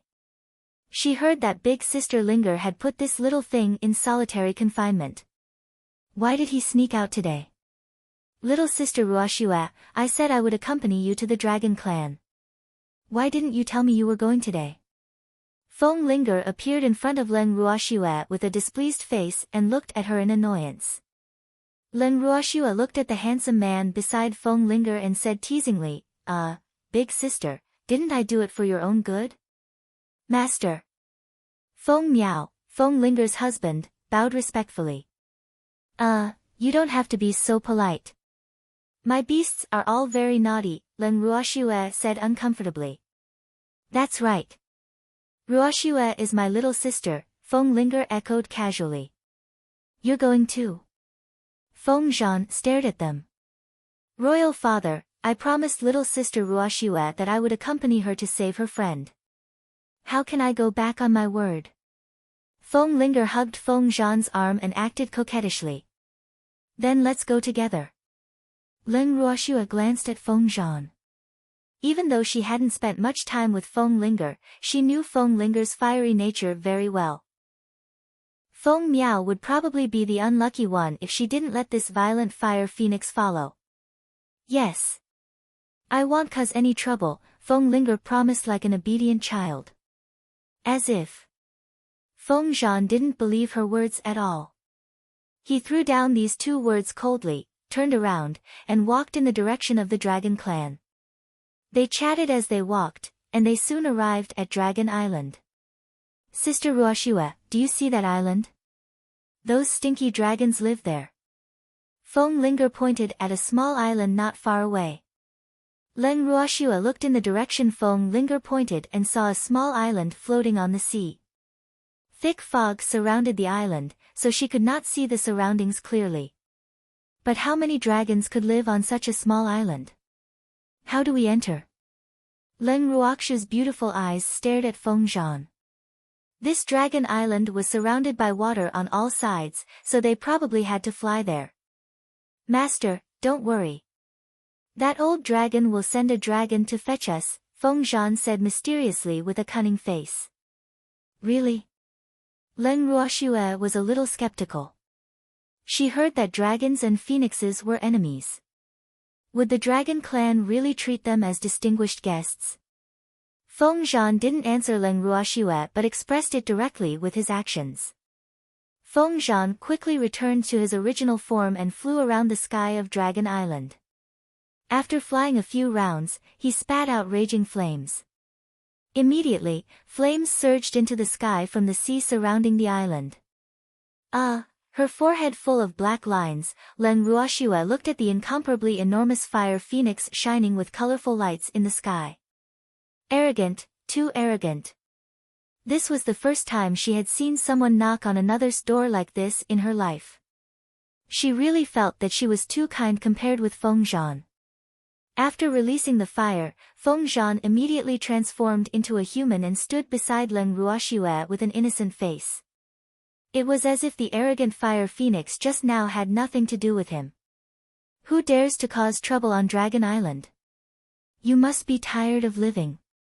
An angry roar sounded from Dragon Island, and several huge dragons flew out. Ah! Damn it! It's the Phoenix King. Go and report to the Dragon Emperor. The Phoenix King is here to cause trouble again. Several mighty dragons flew out and retreated in fright when they saw Feng Zhan standing on the beach.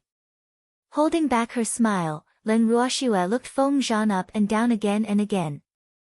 No wonder Feng Zhan is so arrogant. It turns out that these dragons are like mice seeing a cat when they see him. Master, they are too cowardly. It's not my fault. Feng Zhan's expression was very innocent. Yes, little sister Ruoxue, the Dragon Clan is timid and afraid of trouble. They only know how to bully the weak and fear the strong, so we have to deal with them forcefully, Feng Linger explained. She had come to Dragon Island frequently to cause trouble and even beat up many dragons as she grew up, so she didn't care about those stinky dragons at all. Makes sense, Leng Ruoxue agreed helplessly. She had to beat up those who bullied the weak and were afraid of the strong. Perhaps she should find a few of them to beat up later.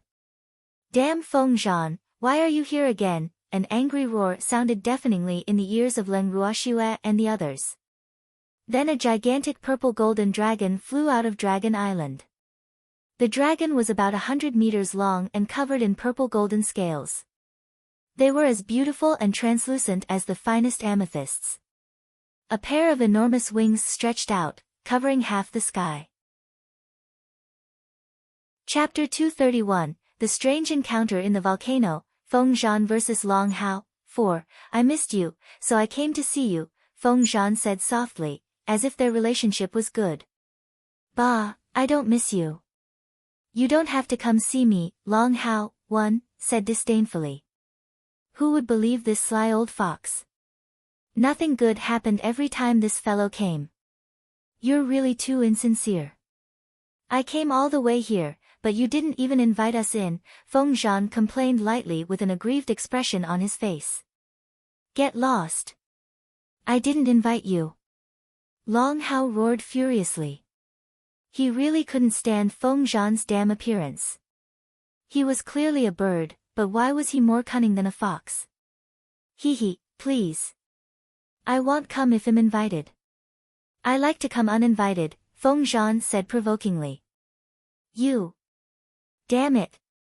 Long Hao's anger soared, and he charged directly at Feng Zhan. Don't hurt my master, you stupid fat dragon.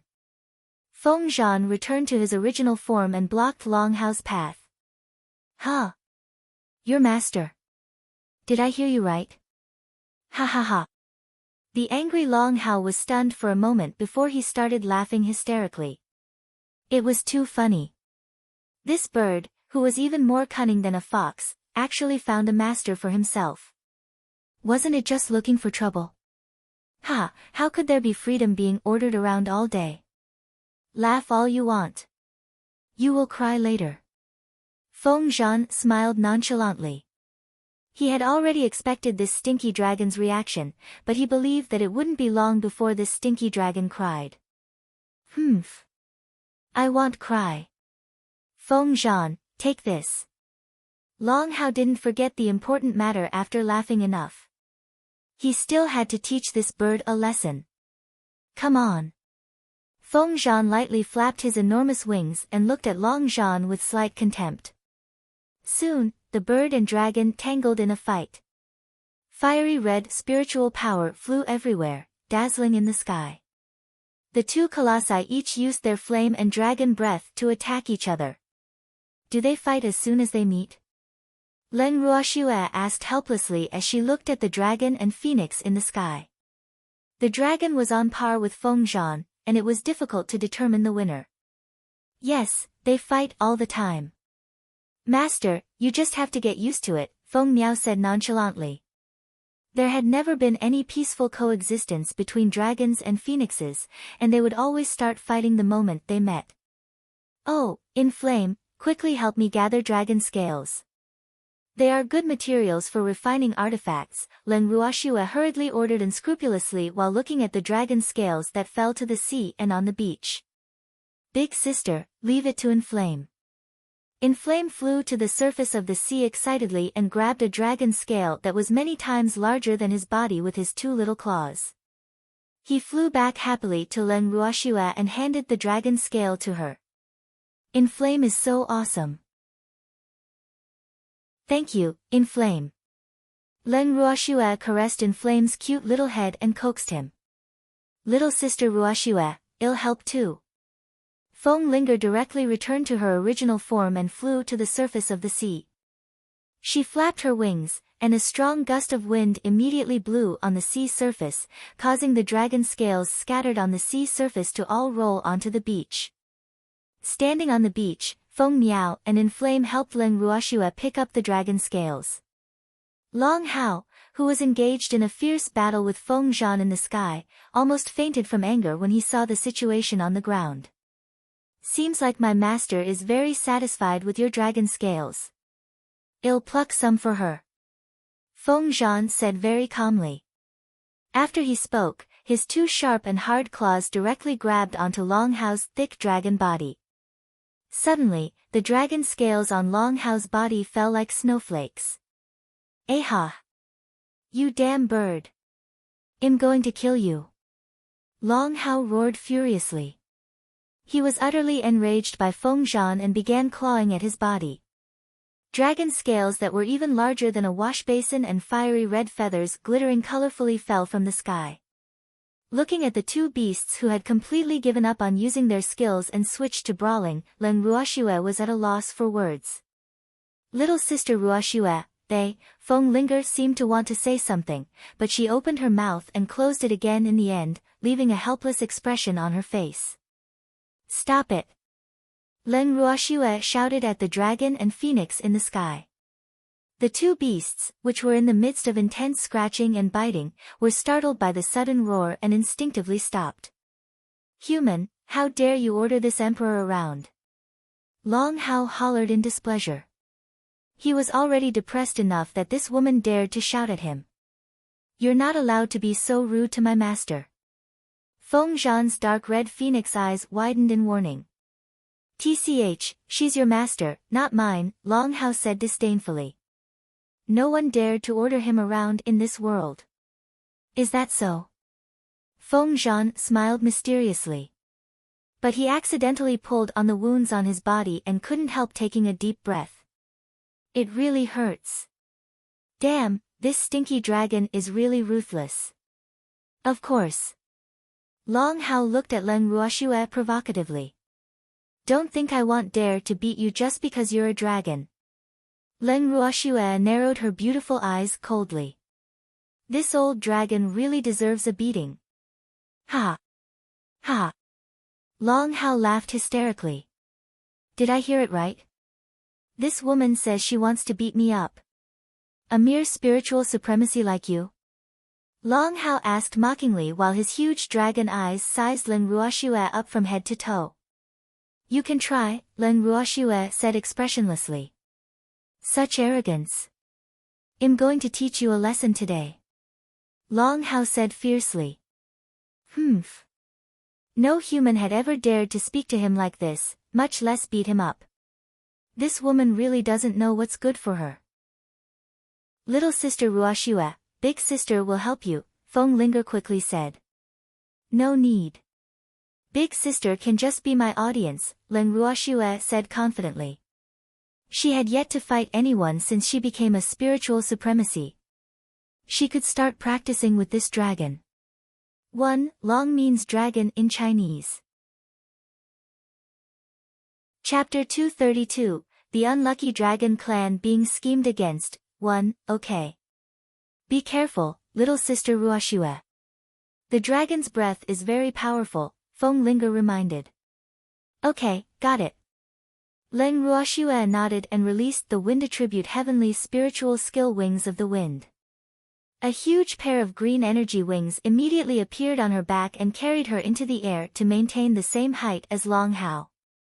Even if you can fly, you're not my match, Long Hao said arrogantly, not taking Leng Ruoxue seriously at all. Didn't anyone tell you not to underestimate your enemy? Leng Ruoxue said calmly. She turned her head slightly and looked at the wings behind her. This was her first time using the skill wings of the wind, and it looked to be effective. No, Long Hao answered truthfully. He knew that his race was very powerful before he was born. Therefore, he had never known what underestimating the enemy was. It could be said that he had never considered this concept of underestimating the enemy. He had always looked down on humans except for the beast races who had comparable strength to him. You will know today. Leng Ruoxue reminded him very kindly and then launched her first attack. Feather of the Fire Phoenix. A crisp voice sounded in everyone's ears, and a small fiery red feather flew toward Long Hao. What is this? Is it the feather of that bird? Ha! Long Hao laughed out loud as he looked at the feather flying toward him, which wasn't even as big as his claw. Laugh, continue laughing. You won't be able to laugh later, gloated Feng Zhan, who had tacitly stood to the side to watch the battle.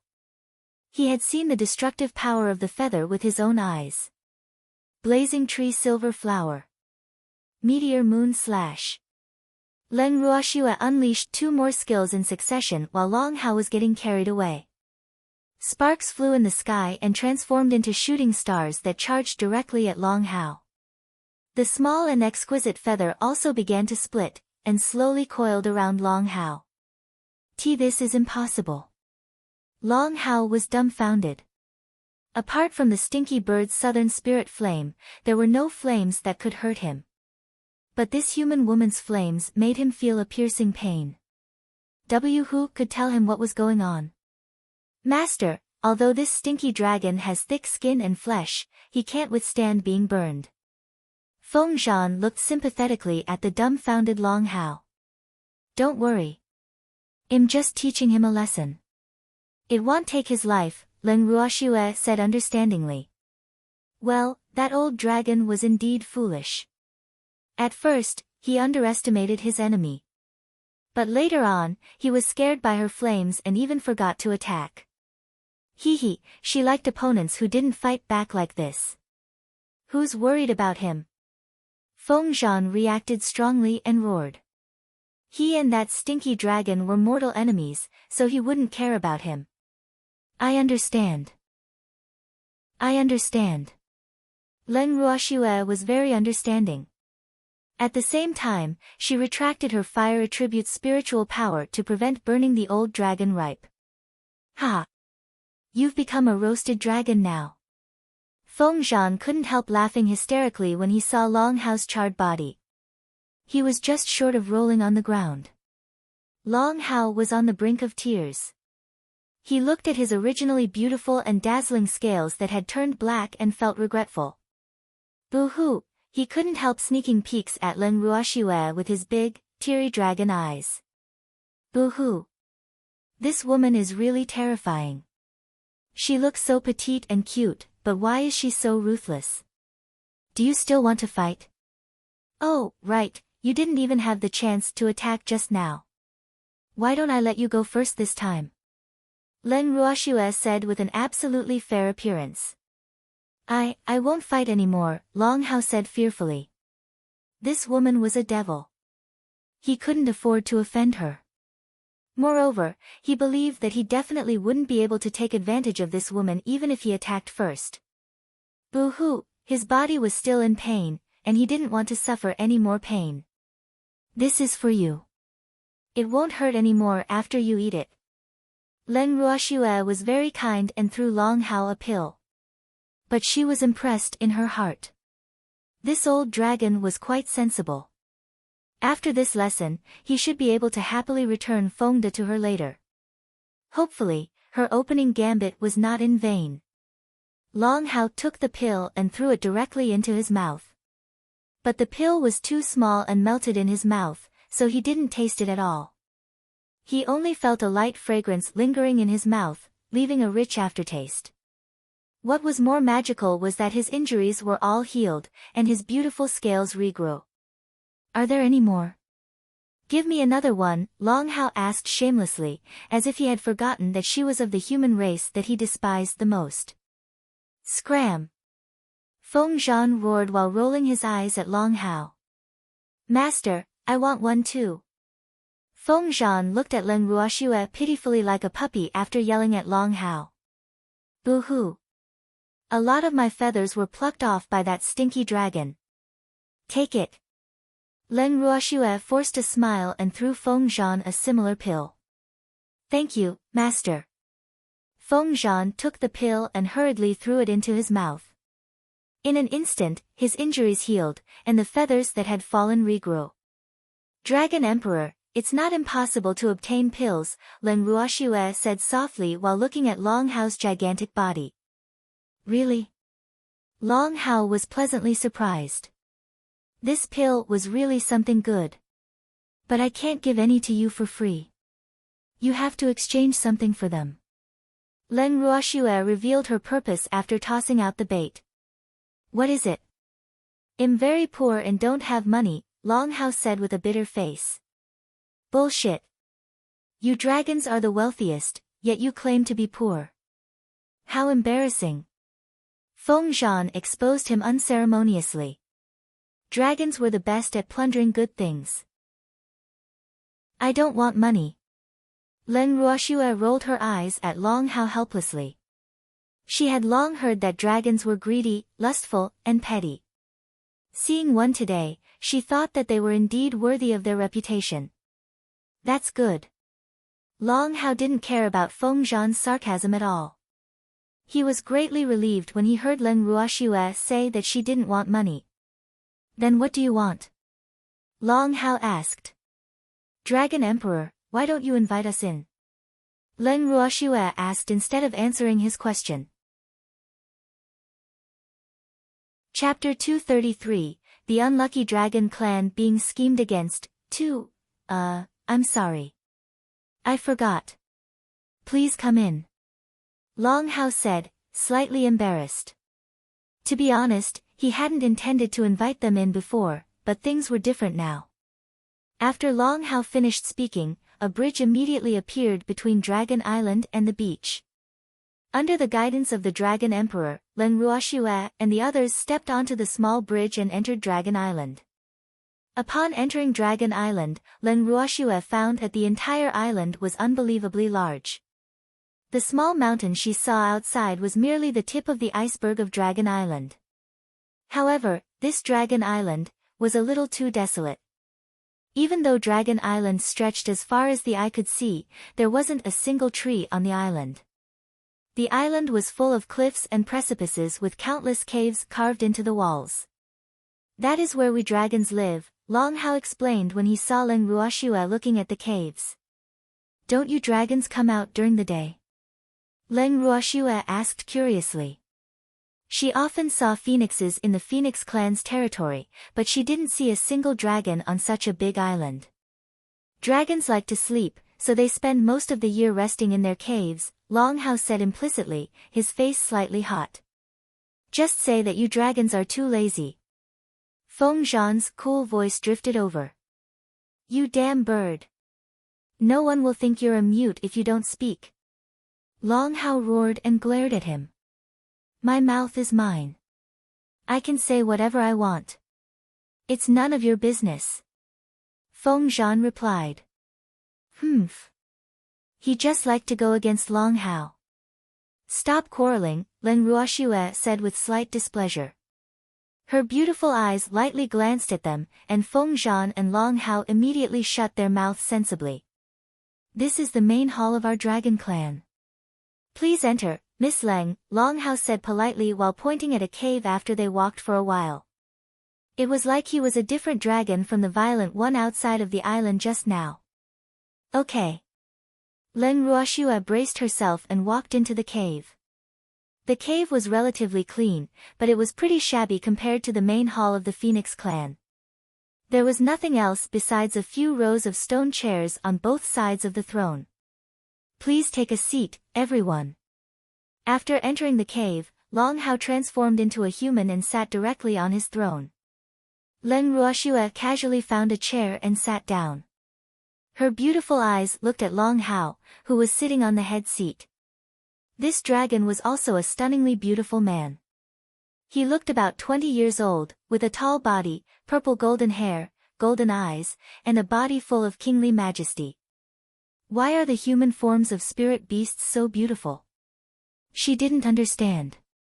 Miss Leng, what would you like to exchange for the pill? Long Hao asked eagerly after they sat down. He was very interested in the pill.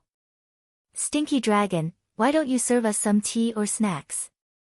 Is this how you treat your guests? Feng Zhan couldn't help looking for trouble with him again before Len Ruoxue could reply. Come, serve us some fruits, Long Hao ordered while suppressing his anger. He was so angry that he wanted to grill the bird and eat him. That's more like it. Feng Zhan nodded with satisfaction, looking as if he was very reasonable. After a while, a few dragons brought in several plates of fruits and placed them in front of Len Ruoxue and the others.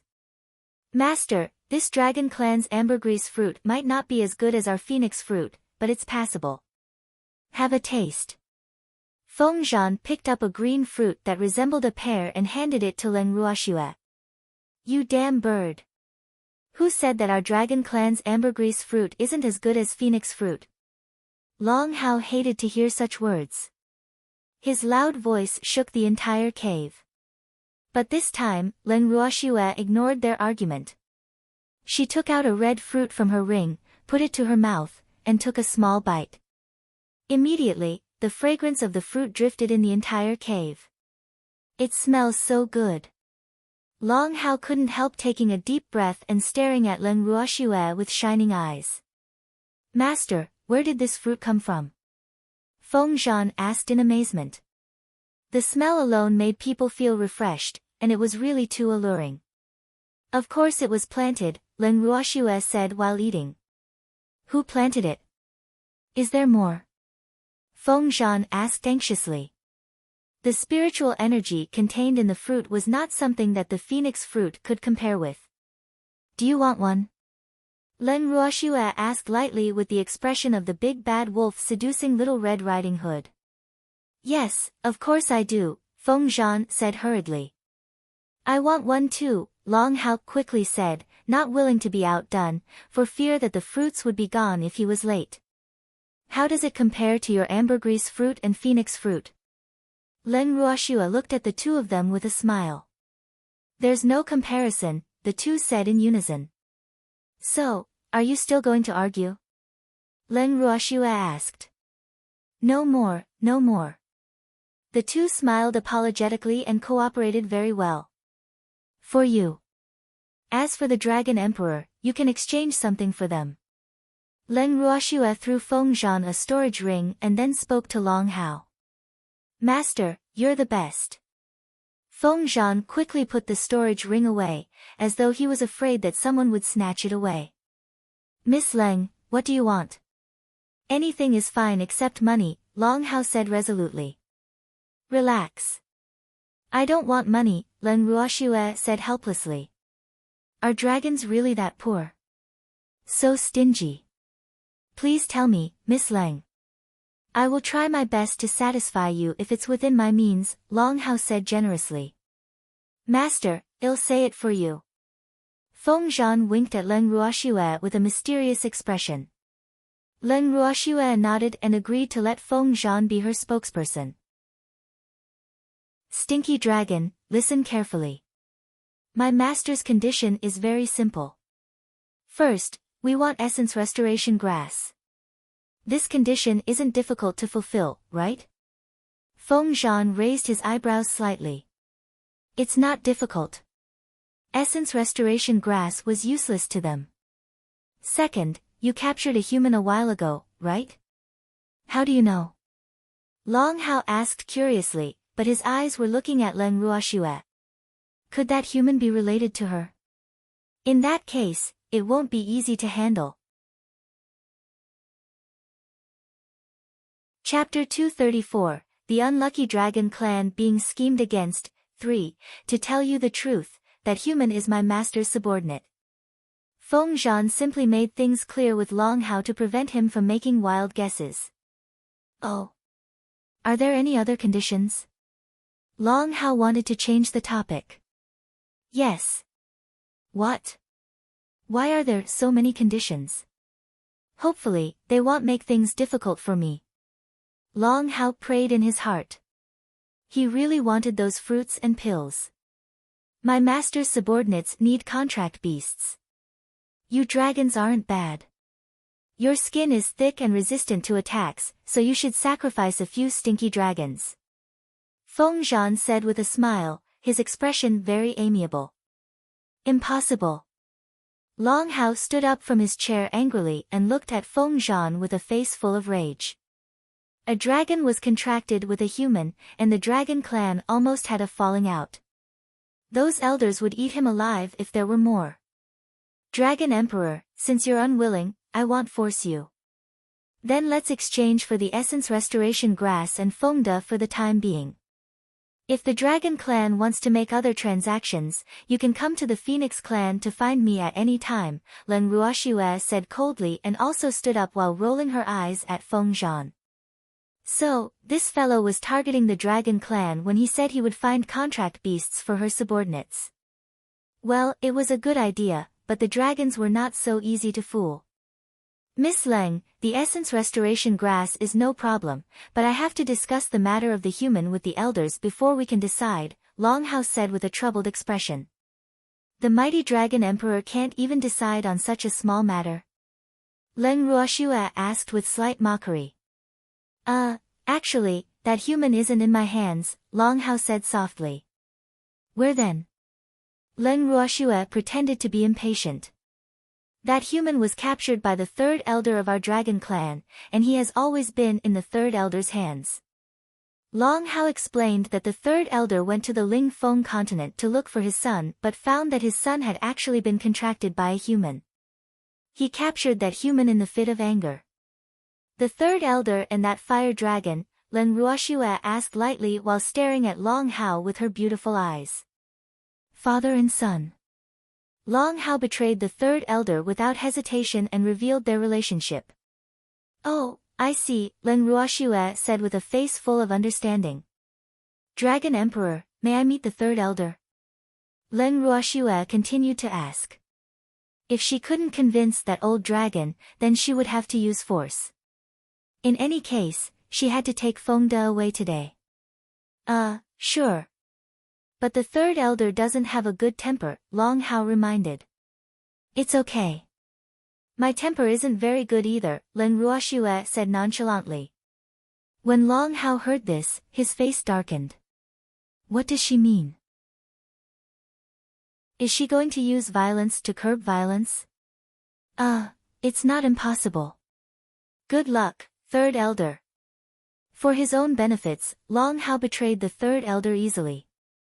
After bringing Len Ruoxue and the others to the third elder's residence, he found a random excuse and immediately slipped away. Master, are we going in? Feng Zhan asked eagerly. Beating up dragons was his favorite pastime. Royal father, let me take the lead. Feng Linger's beautiful face was full of excitement. She couldn't defeat the dragon emperor, but that wasn't the case with the third elder. What are you doing? We're not here to fight. Cold sweat dripped down Len Ruoxue's forehead. What a violent pair of father and daughter. Why are we here then? Feng Linger was puzzled. Those stinky dragons were all very stubborn, and there was no helping them unless they beat them up. Of course we're here to negotiate. We have to convince the dragon with reason. Len Ruoxue boasted shamelessly, her beautiful face devoid of any shame. Oh. Feng Zhan and Feng Linger responded, but their eyes were full of disbelief. Stop looking at me like that. I'm a pacifist. Len Ruoxue walked directly into the cave without looking at them. Human, where did you come from? How dare you trespass into my mansion? Len Ruoxue heard a furious roar coming from inside the cave before she could see what was happening inside. Mansion? Len Ruoxue couldn't help laughing. This old dragon is quite interesting. He actually called this shabby cave his mansion. It was really unexpected. Little girl, what are you laughing about? With a displeased face, a tall and handsome middle-aged man suddenly appeared in front of Len Ruoxue. He didn't know why there was a human in the clan, but this girl was pretty gutsy. How does such a shabby cave resemble a mansion? Len Ruoxue asked curiously. This old dragon was indeed quite interesting. Other dragons liked their true form, but he actually appeared in human form. Did he yearn for the life of humans? A shabby cave is also my mansion, the middle-aged man roared loudly while glaring at her. Feng Zhan walked in and said with an accusing face, Hey, third elder, why are you shouting? Don't scare my master. Phoenix King.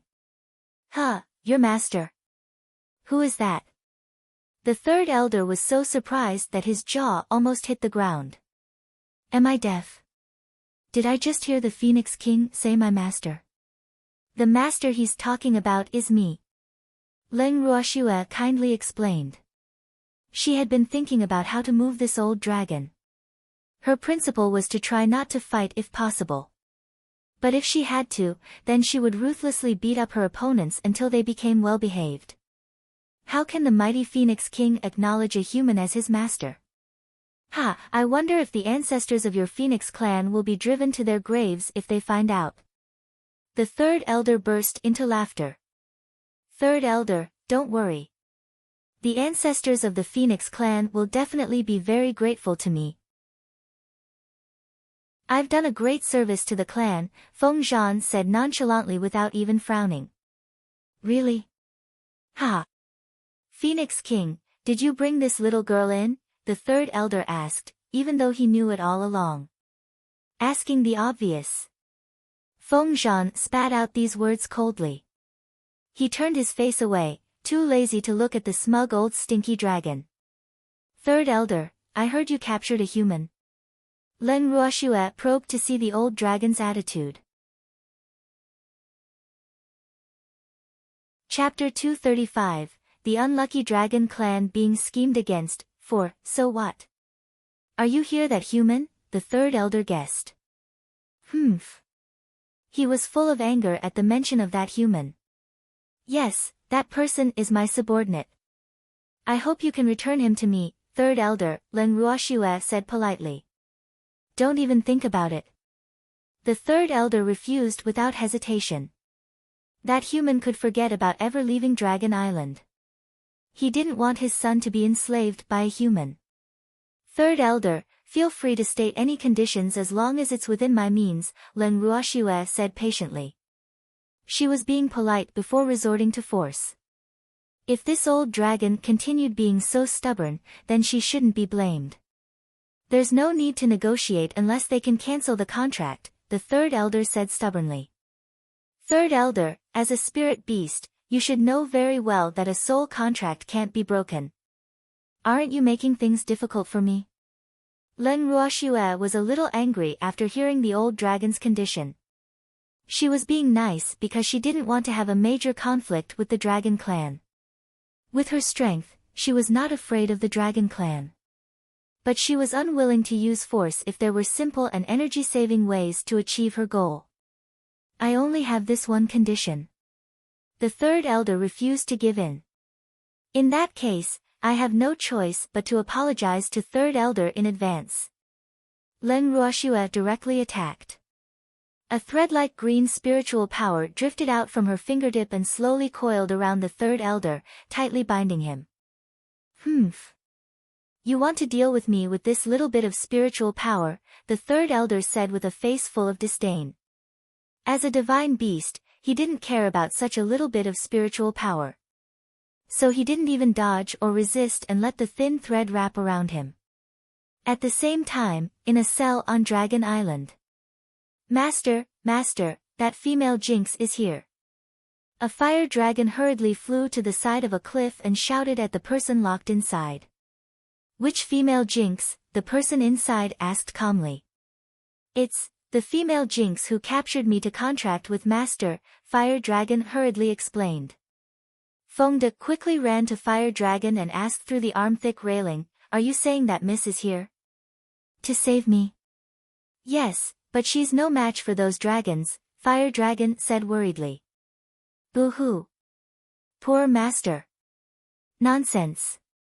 If Miss could teach you a lesson back then, she can naturally teach other dragons a lesson now. Also, you are not allowed to call Miss a female jinx. Fengde's big hand slapped Fire Dragon's head as he scolded. Miss is my idol. There is nothing Miss can't do. Fengde thought. His blind admiration for Len Ruoxue had already risen to an indescribable height. Boo-hoo. Master. You've been poisoned too deeply by the female jinx. Fire Dragon complained in his heart while looking at Fengde with his huge dragon eyes like a little wife. Where is Miss now? Fengde asked excitedly. Ha! He knew that his young lady would definitely come to save him. At my father's place, Fire Dragon whispered, feeling very nervous. Boo-hoo. Father. Don't hurt the female jinx, or Master will blame me. He knew very well how important the female jinx was in his master's heart. Little Fire, your father is going to be in trouble. Fengde's face was full of schadenfreude. Humph. So what if that third elder is the father of my spirit beast? How dare he capture me and scare me? I have to prepare for my revenge. The thought of the sea beasts not far away eyeing him like food made him resentful. But he knew that the third elder would not kill him. Otherwise, Fire Dragon would not survive. The third elder's goal was merely to torture him mentally. How is that possible? My father is a divine beast. Fire Dragon really couldn't believe his master's words. No matter how powerful that female jinx was, it was impossible for her to defeat a divine beast, right? What's so great about a divine beast? My young lady has many divine beasts, Fengde said with a face full of pride, his eyes shining with adoration. Ah. That's true. But there are many divine beasts in the dragon clan, Fire Dragon said carefully. There were nearly 1,000 dragons in the entire dragon clan, and there were hundreds of dragons that had advanced to divine beast, so. So what? Fengde said disapprovingly. He was very confident in his young lady. She wouldn't fight a battle that she wasn't confident of winning. Since she dared to come, she probably didn't care about those dragons at all. Alas! Master is hopeless. Fire Dragon couldn't help sighing and shaking his head helplessly. At the third elder's residence. The third elder, who underestimated his enemy, didn't expect that this thin thread of spiritual power would actually prevent him from breaking free. Moreover, it bound him tighter and tighter and entangled him even more. In just a short while, green spiritual power covered his body. The third elder struggled with all his might. But the spiritual power thinner than a strand of hair didn't budge at all. Slowly, the green spiritual power changed, and green leaves actually grew on it. Then pink flowers the size of a fingernail bloomed. Pfft! Feng Zhan couldn't help bursting into laughter when he saw the third elder's current appearance. The third elder actually became a tree stump. Not only was his body covered in leaves, but flowers had even bloomed on his body. He just didn't know if they would bear fruit later. He couldn't help but be full of anticipation. What spiritual skill is this? Why is it so strange? The third elder also discovered the situation happening to his body and even forgot to be angry. He was curious. He had lived for so long but had yet to see any spiritual skill that could bloom. This is a spiritual skill I created myself. It's called luxuriant branches and leaves. I am using it for the first time today. How does it feel? Len Ruoxue asked lightly. Obviously, she regarded the third elder as a lab rat. Quickly let go of me. If you are so capable, let's fight head-on, the third elder roared while almost vomiting blood in his heart. What was this? He actually became the little girl's lab rat for experimenting with her spiritual skill. He was so depressed. Fight head-on. Third elder, do you think I'm teasing you? Len Ruoxue smiled mockingly. Does this old man think I have to ask my opponents if they're ready before we start fighting? Chapter 236, To play the long game, 1, what I mean is, you release me, and we'll fight again. I won't accept it since you won unfairly like this, the third elder argued stubbornly. As the saying goes, all is fair in love and war. I only want the result. As for the process, it doesn't matter as long as it achieves my goal, Len Ruoxue said calmly. Well, she should still think about how to negotiate with the dragon clan. The third elder was so angry that he couldn't speak, and only after a while did he manage to squeeze out, You're despicable. Am I despicable? Len Ruoxue asked Feng Zhan with an innocent face. How can master be despicable? Those who don't know what's good for themselves and do nothing but rely on their identity as divine beasts are the despicable ones. Feng Zhan said softly without even looking up. Inflame, go invite the Dragon Emperor over. Len Ruoxue instructed Inflame outside. Okay. I'll go find that stinky dragon now. Inflame, who was guarding outside, immediately flew happily to find Long Hao. After a while, Long Hao very reluctantly arrived at the third elder's residence. Long Hao looked at the third elder, who was growing flowers, and suppressed his laughter to say dignifiedly, may I know why Miss Leng is looking for me? Dragon Emperor, I want to exchange him for Feng De. Is that okay? Len Ruoxue asked indifferently, her beautiful eyes staring at Long Hao. I'm fine with it. But I don't know, Long Hao glanced at the third elder and stopped mid-sentence. Alas! These elders of the dragon clan were all stubborn old men. He couldn't force the third elder to agree even though he was the dragon emperor. Don't even think about it. I will never hand him over to you, the third elder said stubbornly. He would rather die than let his son lose his freedom and be controlled by humans to work like a draft animal. Would you rather die than submit? Len Ruoxue questioned coldly. What's wrong with this third elder?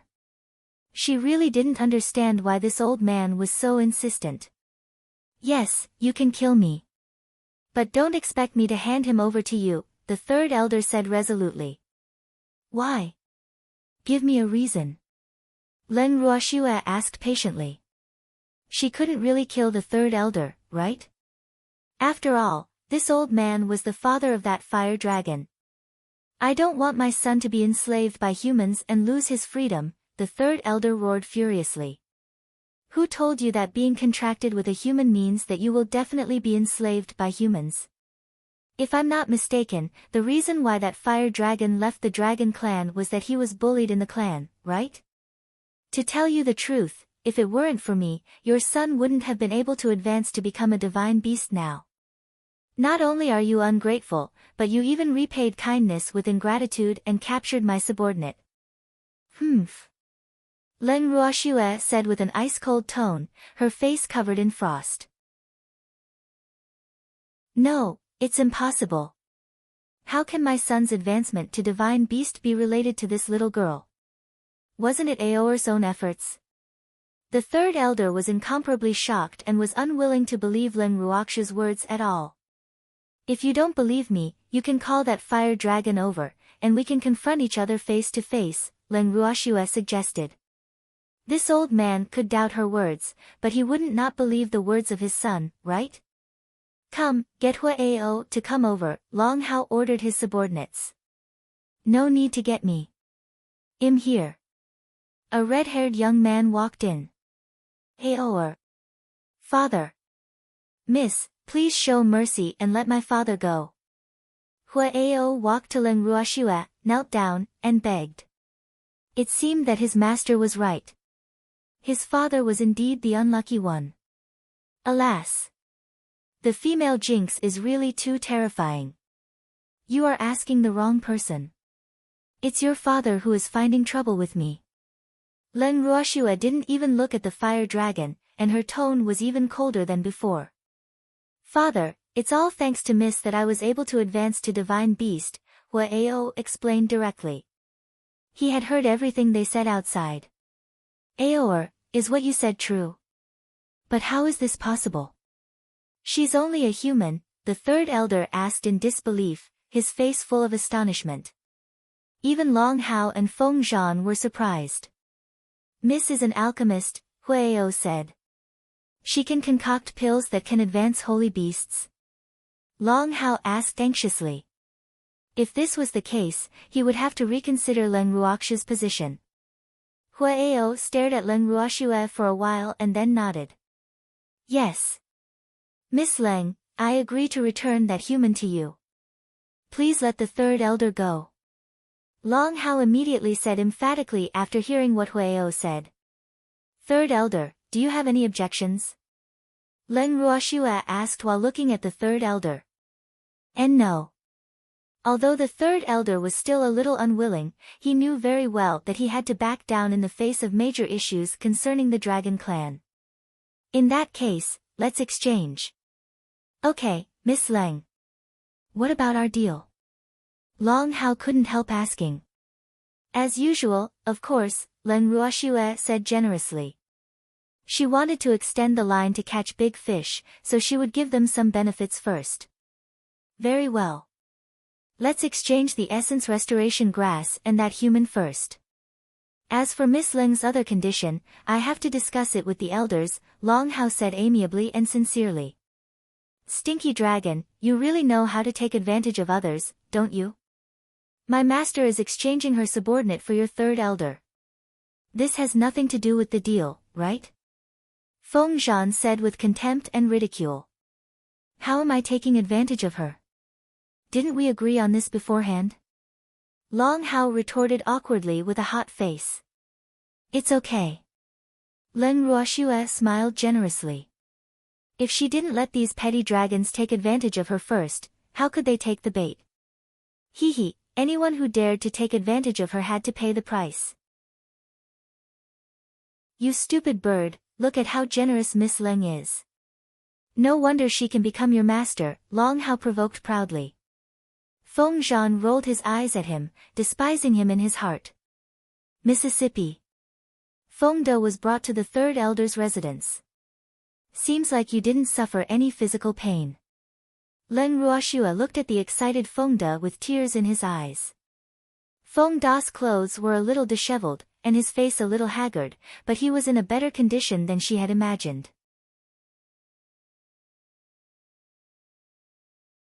Chapter 237, To play the long game, 2, yeah, Feng De answered. He didn't suffer any physical pain. All he suffered was mental pain. Boo-hoo. Third elder. Ha. Suddenly, Feng De saw a middle-aged man covered in leaves and blooming with countless pink flowers.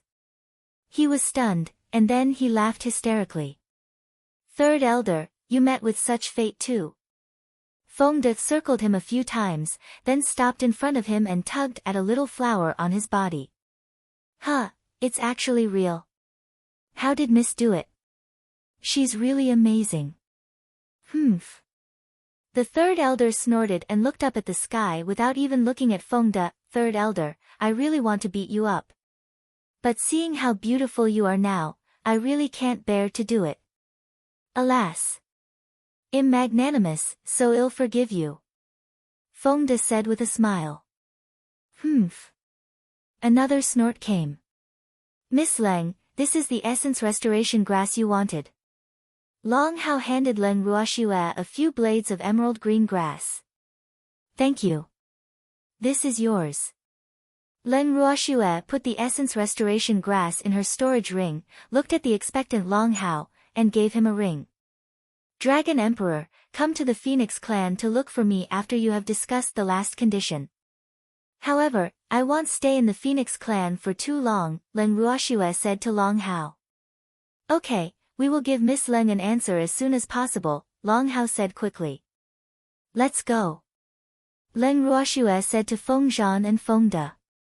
The two of them nodded and were about to leave with Leng Ruoxue when Long Hao stopped them. Leng Ruoxue looked at Long Hao doubtfully, her face full of question marks. Miss Leng, please untie the third elder. Long Hao asked helplessly. You can't untie it. You have to follow the laws of nature. Leng Ruoxue walked past Long Hao and left. Father, I'm leaving too. I'll come back to see you, Huao quickly said to the third elder when he saw his master leaving. Oh.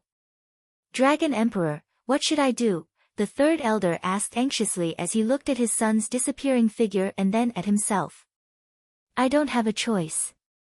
You should just follow the laws of nature. Long Hao held in his laughter, comforted him helplessly, and then walked away. Miss, what are the laws of nature? Feng De asked curiously on the way back to the Phoenix clan. Think about it yourself, Leng Ruoxue said lightly. How stupid. I can't think of anything. Feng De looked at Leng Ruoxue pitifully with a bitter face. How can I have such a stupid subordinate like you? Leng Ruoxue said in disappointment. I know. I know. The laws of nature are the laws of nature. Inflame flew to Feng Da's side. Whether it's animals, plants, or humans, in short, all species must abide by the laws of nature, Inflame explained. He was a wood spirit vermilion bird, so no one knew more about nature than him. Oh. Although Feng De still didn't know much, he pretended to understand in order not to be despised by his young lady. Boo-hoo, this little bird really brought him down hard. Little sister Ruoxue, why did you let those stinky dragons take advantage of us? Feng Linger, who had been silent, asked in puzzlement, feeling very uncomfortable. To play the long game, of course, Leng Ruoxue explained with a light smile. Master, do you mean that the Dragon Clan will agree to that condition? Feng Miao asked with some uncertainty.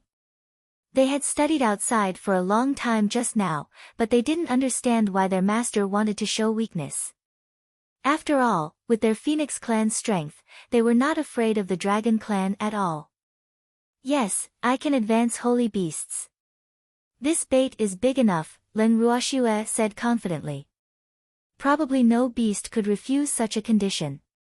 Master, our Phoenix Clan also has many level 9 holy beasts, Feng Zhan reminded.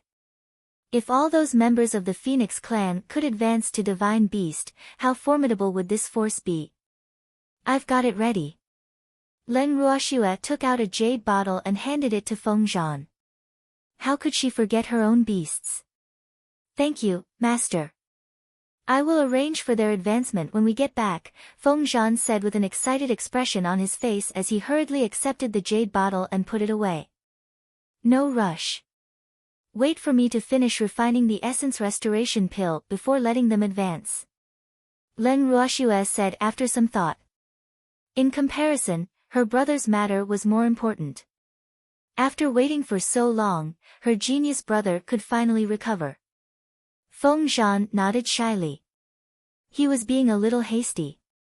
Back at the Phoenix clan, Leng Ruoxue brought Feng De, her grandfather, and the others into the Heaven and Earth bracelet and went straight into the purple bamboo house.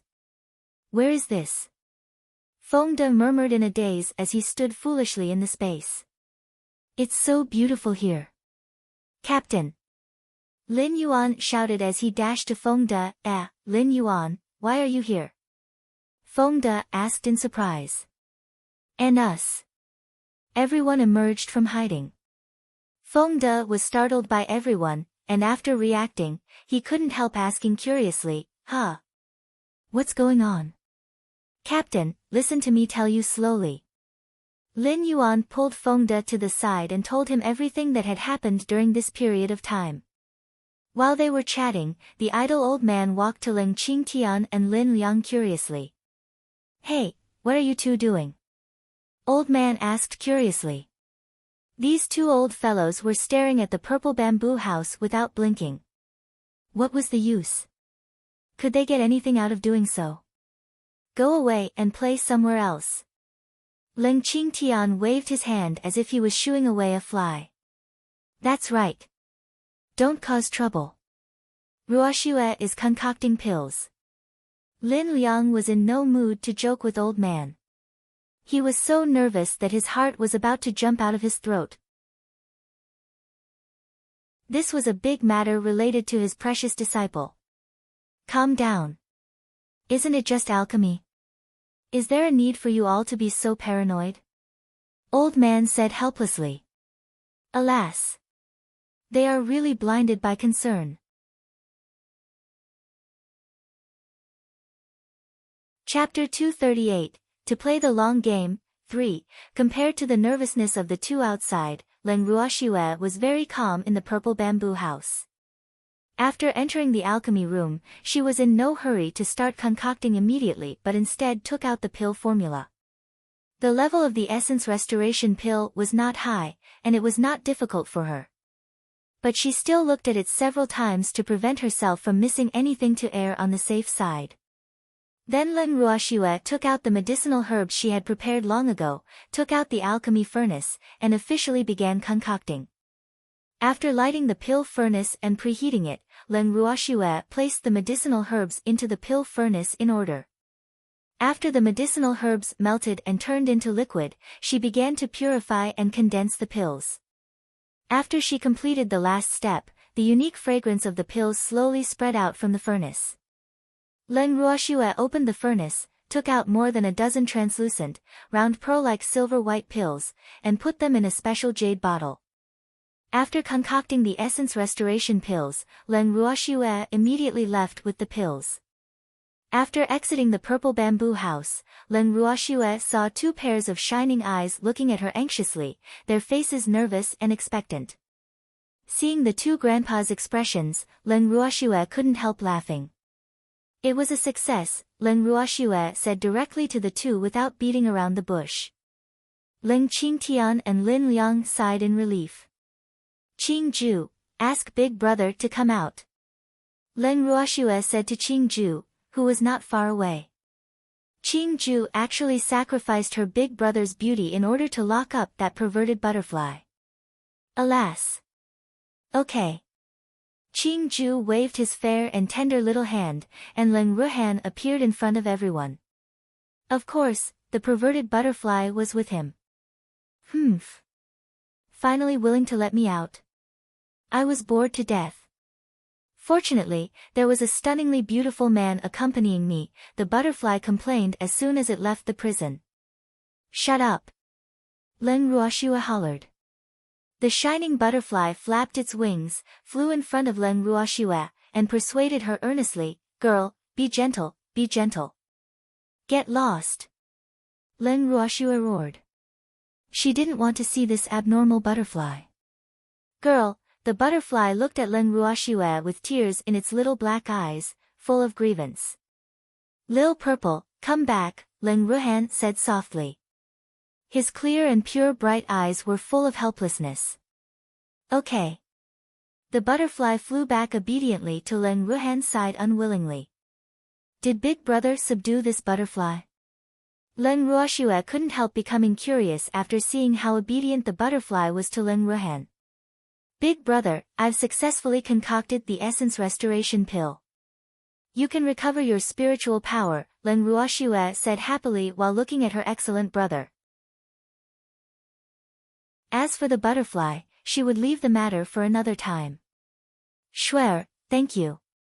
Leng Ruhan's face was unusually calm, but his voice was trembling, revealing his nervousness. "Big Brother, reconstructing your meridians might hurt a little. You have to bear with it," Leng Ruoxue reminded as she handed him an essence restoration pill. "Okay." Leng Ruhan nodded. His beautiful face was resolute as he walked toward his residence. After a while, painful groans sounded from Leng Ruhan's room. Leng Ruoxue and the others, who were guarding outside the house, felt their hearts wrench upon hearing this. "Sure, Ruhan has been in there for so long. Why isn't he better yet?" Leng Qingtian paced back and forth anxiously. "Grandpa, reconstructing meridians is a very slow process." "Don't worry," Leng Ruoxue comforted. In fact, she was quite nervous. But others couldn't help with this kind of thing, and they could only rely on her brother. "Yes, all of you are too nervous. Calm down," Old Man advised helplessly. 2 hours later, the door of the house opened, and Leng Ruhan emerged. The smile on his face was incomparably dazzling, stunning everyone present, even though he looked disheveled. "Big Brother." Leng Ruoxue threw herself into Leng Ruhan's arms excitedly. She knew that her brother had succeeded. "Sure, Big Brother can protect you again in the future." Leng Ruhan hugged his baby sister happily. He could finally cultivate again. This feeling was really great.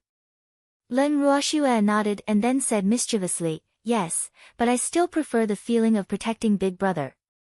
You don't have to fight. Grandpa needs protection the most. Come and protect Grandpa." Leng Qingtian couldn't help joking when he saw that his grandson had finally recovered. "Disciple, Master also needs protection," Lin Liang added playfully. "Hey, do you two not know shame? I'm getting goosebumps. Don't disgust me here." Old Man jumped in and accused them before the siblings could say anything. "It's none of your business," Leng Qingtian and Lin Liang said in unison while rolling their eyes at Old Man. "Hee, Big Brother, let's ignore them and talk outside," Leng Ruoxue whispered to Leng Ruhan while the 3 old men were arguing again. "Okay." Leng Ruhan nodded. As a 24-hour-day filial elder brother, he naturally had to listen to his little sister. Leng Ruoxue left the Heaven and Earth bracelet with Leng Ruhan and appeared in her room. "Big White, quickly come out and acknowledge your master," Leng Ruoxue called out to the space. The beasts she had prepared for her brother had finally come in handy. "We're here." Big White's entire family appeared in front of them. During their time in the space, Big White and his wife had both advanced to level 8 holy beast while their cubs also grew a lot. "Establish the contract," Leng Ruoxue said to Big White. The male white tiger nodded his large head and took the lead in establishing a soul contract. Following that, his wife and children also established soul contracts with Leng Ruhan. The contract arrays descended almost simultaneously, and after they disappeared, the contracts were formally established. "Big White, you can go back now." Leng Ruoxue sent their entire family back into the bracelet.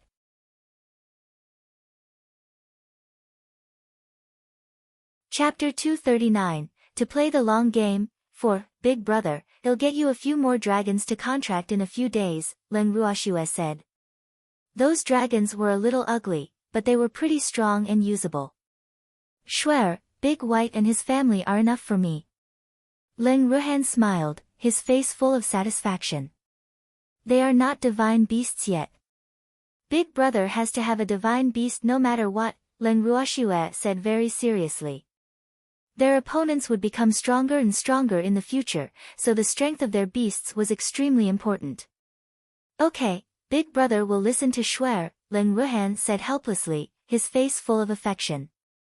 Swear, you naughty girl, where did you go? Leng Qingshan's angry roar suddenly appeared in Leng Ruoxue's mind. Ha, Big Brother, Grandpa and the others finally realized that we left. Leng Ruoxue smiled happily. Get the 3 old men to come out as well, lest they be too anxious, Leng Ruhan said very kindly with a similarly happy smile on his face. Okay, Grandpa, come out. Leng Ruoxue said to the few anxious old men in the space. Swear, you naughty girl. Leng Qingtian glared at his granddaughter with wide eyes, wanting to bore a hole through her. That's right. Ruoxue, how could you abandon us? Lin Liang said with a sad face. Stop acting. I won't fall for it. Leng Ruoxue steeled herself and turned her face away. Alas! We are old and despised by the little girl, old man said sadly with a heavy sigh. Stop. Okay, I'm afraid of you. What do you want? Tell me. Leng Ruoxue raised her hands in surrender. She was impressed by these 3 old men. They would stop at nothing until they achieved their goal. Swear, Ruhan's injuries have healed. Shouldn't we celebrate? Leng Qingtian probed, his face full of anticipation. How do you want to celebrate, Grandpa? Leng Ruoxue asked, pretending not to understand. She knew that these old men were greedy. Ruoxue, do you still have python meat? Lin Liang asked as he swallowed his saliva gently. Do you want to eat it? Yes, yes. 3 pairs of expectant eyes stared at Leng Ruoxue. Leng Ruoxue stopped teasing them and said straightforwardly, then let's go out and eat. Okay. The 3 old men had no objections. As long as they could eat, the location was not important. Leng Ruoxue sent them back into the heaven and earth bracelet and then left the wooden house. After arriving at the valley where she had advanced last time, Leng Ruoxue released everyone and the beasts from the bracelet.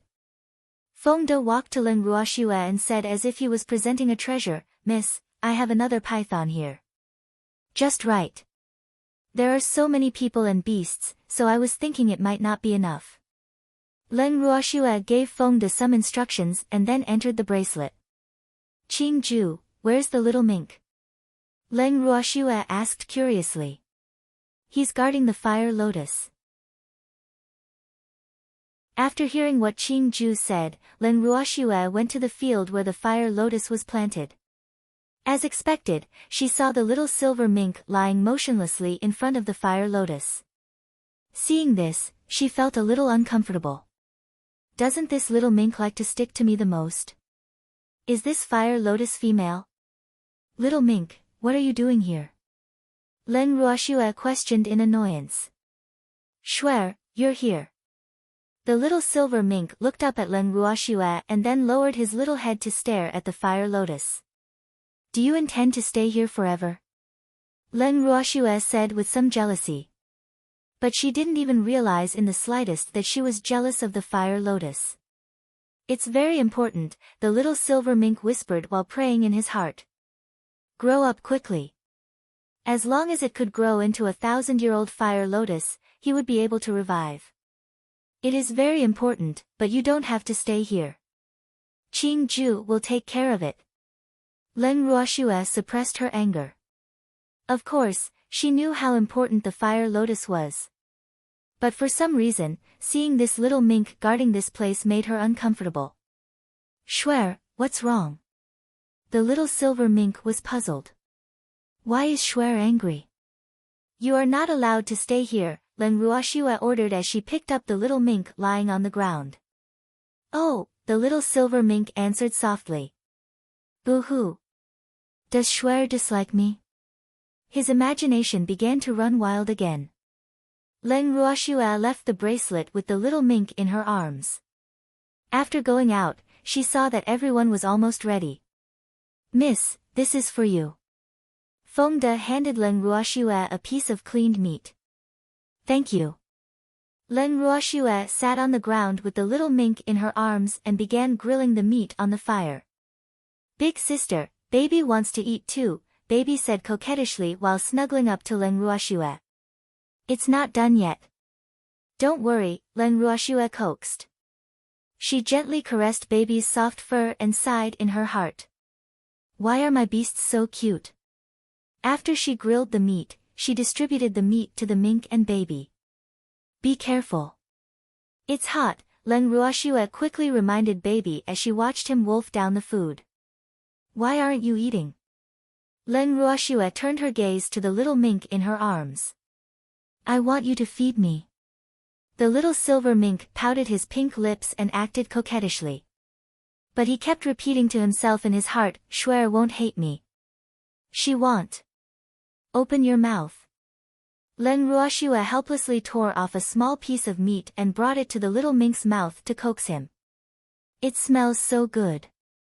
The little silver mink licked his lips happily and rubbed his fluffy little face against Leng Ruoxue's beautiful face in satisfaction. Leng Ruoxue rubbed the little mink's soft fur. When she saw the little thing's satisfied expression, her depressed mood just now was swept away. Everyone sat together happily. After they had their fill, Leng Ruoxue sent them all back to the Heaven and Earth bracelet and returned to the Phoenix clan's territory alone. After returning to the Phoenix clan, Leng Ruoxue went straight to Feng Zhan.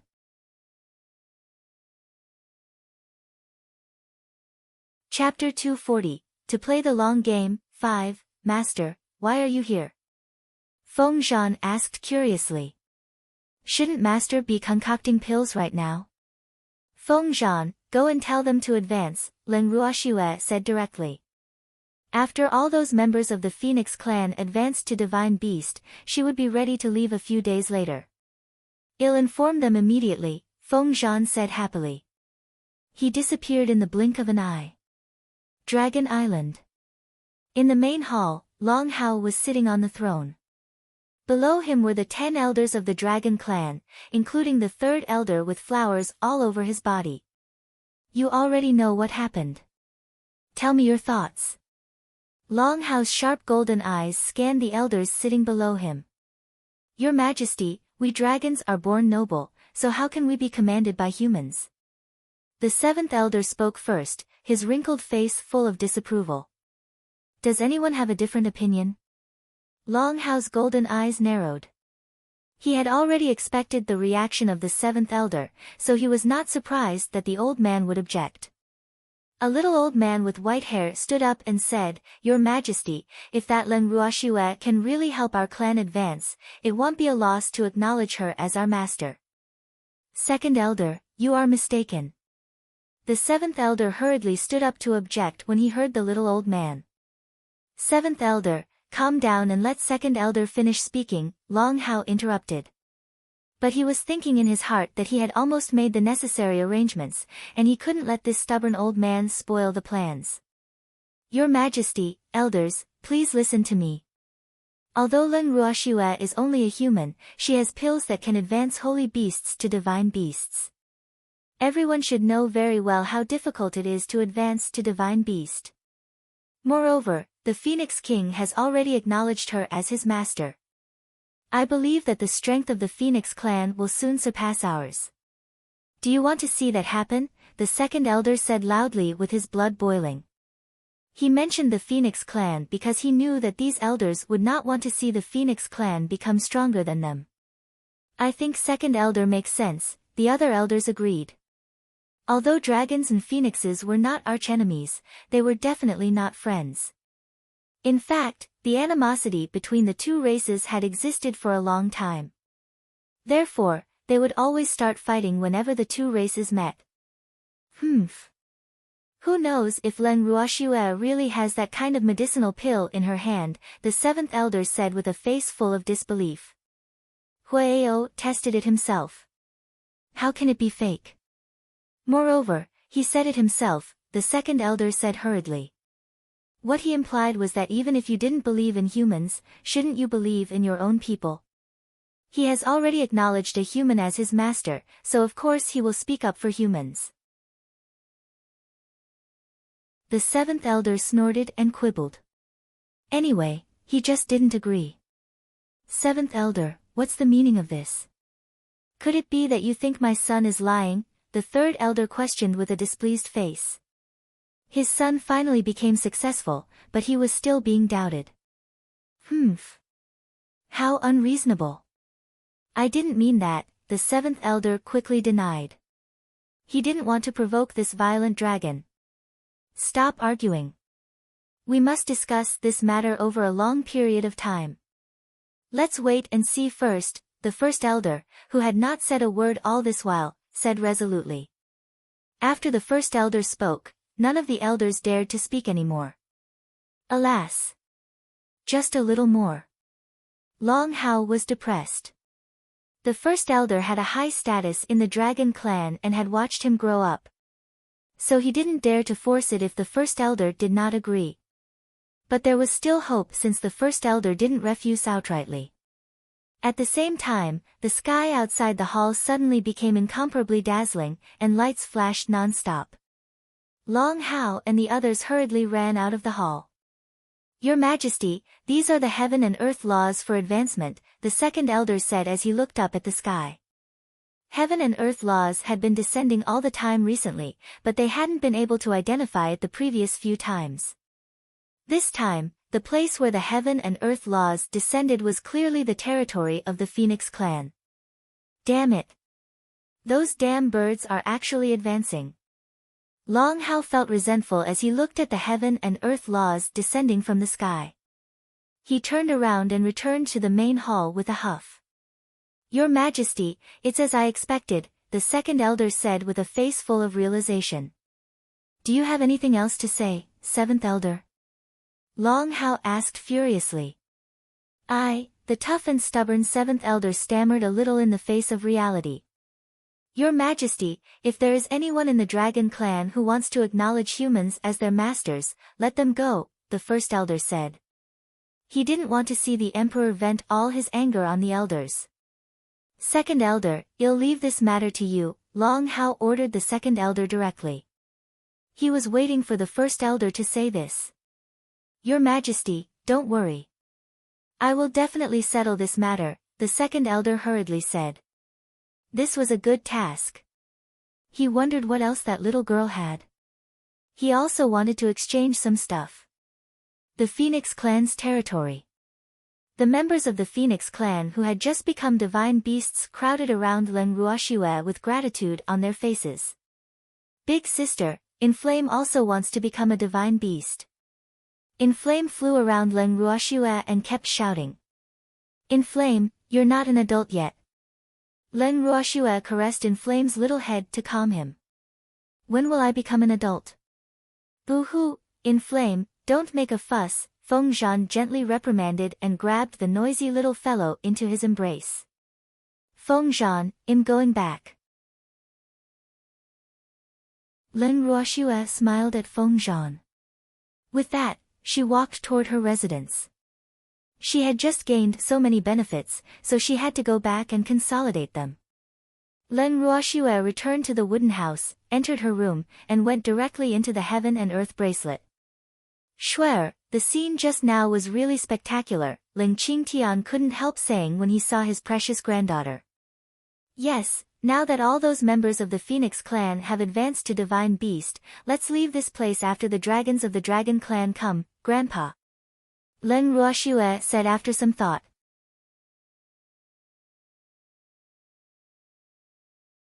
Chapter 241, Greedy Dragon Clan, Ideological Education, 1, okay, but will the dragons of the Dragon Clan come?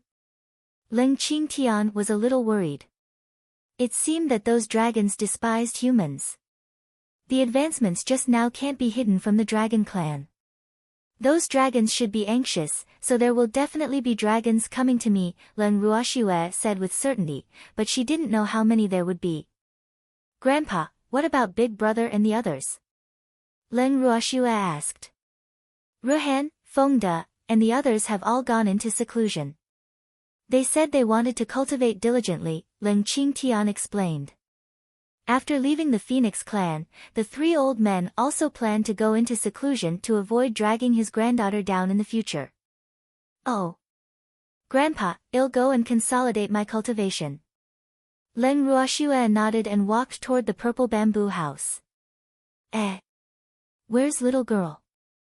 Old man, who was gnawing on a spirit fruit in his hand, suddenly appeared beside Ling Qingtian and asked curiously. He clearly heard the girl's voice just now. Shuer went to cultivate. Why do you only know how to eat all day long? Ling Qingtian said with a headache. This old man wasn't like this before. Why did he seem like a different person now? I'm also doing this for cultivation. These spirit fruits are full of spiritual power, and I can't enter seclusion now, so I can only eat them. Anyway, there are so many of them on the trees that I can't finish them all, old man explained, implying that he shouldn't be so stingy. Yes. What old man said is very reasonable. Now, we can only rely on these spirit fruits to increase our spiritual power. Lin Liang also held a fruit in his hand and agreed very much. Well said. In fact, you two are just gluttons. Ling Qingtian bluntly exposed the 2 of them. Then he snorted and went to pick a fruit from a tree.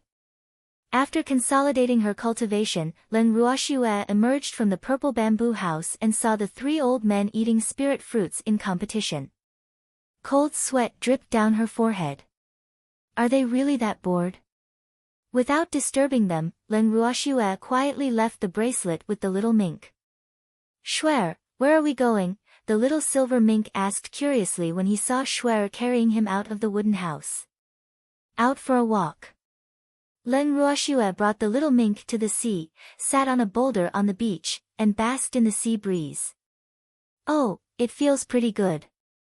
Ruoxue. A voice sounded from behind her. Len Ruoxue turned around and saw Hu Qing standing not far away, looking at her. Why are you here? There are many sea beasts here. I'm not afraid, Hu Qing said calmly. Alas. He hadn't seen Ruoxue since he came here. Thinking of this, he couldn't help feeling a little disappointed.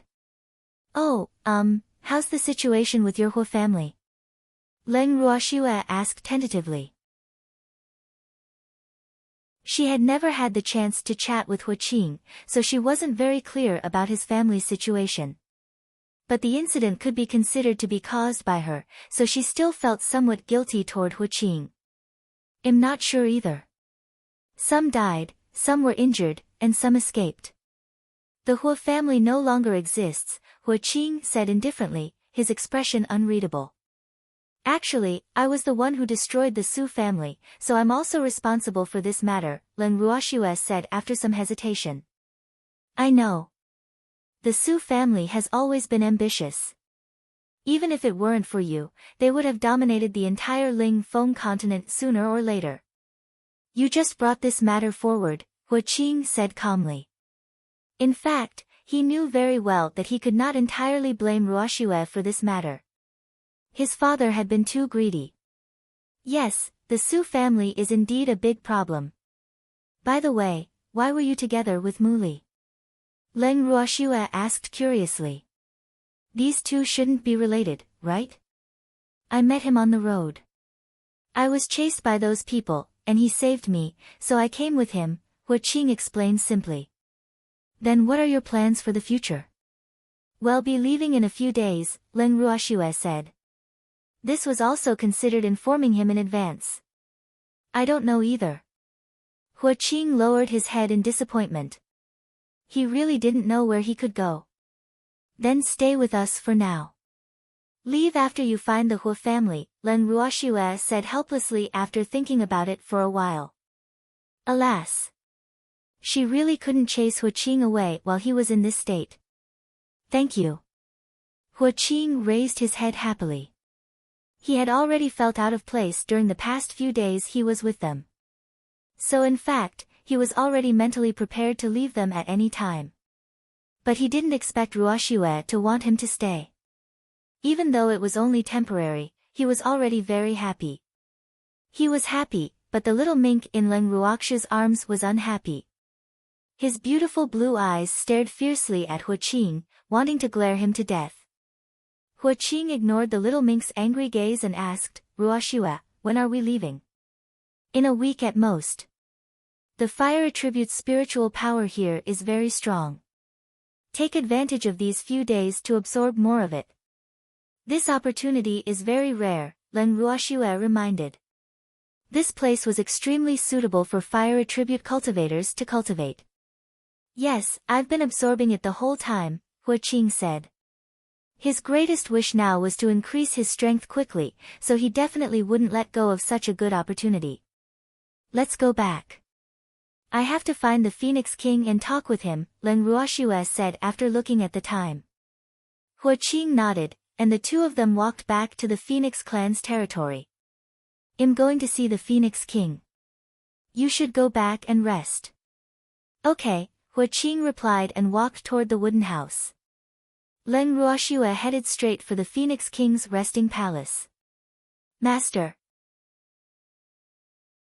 Feng Zhan was surprised to see Leng Ruoxue looking for him again so quickly. Feng Zhan, I plan to leave the Phoenix clan in a few days. Leng Ruoxue stated her intentions clearly. What? Then what should we do? Feng Zhan was shocked. When his master was in the Dragon Clan, she said that she would be leaving in a few days. At that time, he thought that she was just scaring those dragons. He didn't expect that she was really leaving. Boo-hoo.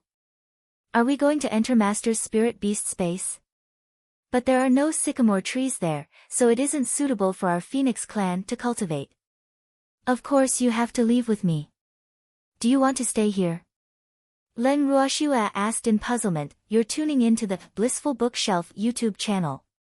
We're so grateful for your support and don't forget to subscribe to join us on this incredible journey through captivating stories. Your generosity through donations truly makes a world of difference, as it's the primary source of revenue that allows me to expand and enhance this channel for you. Thank you from the bottom of my heart for being a part of this adventure.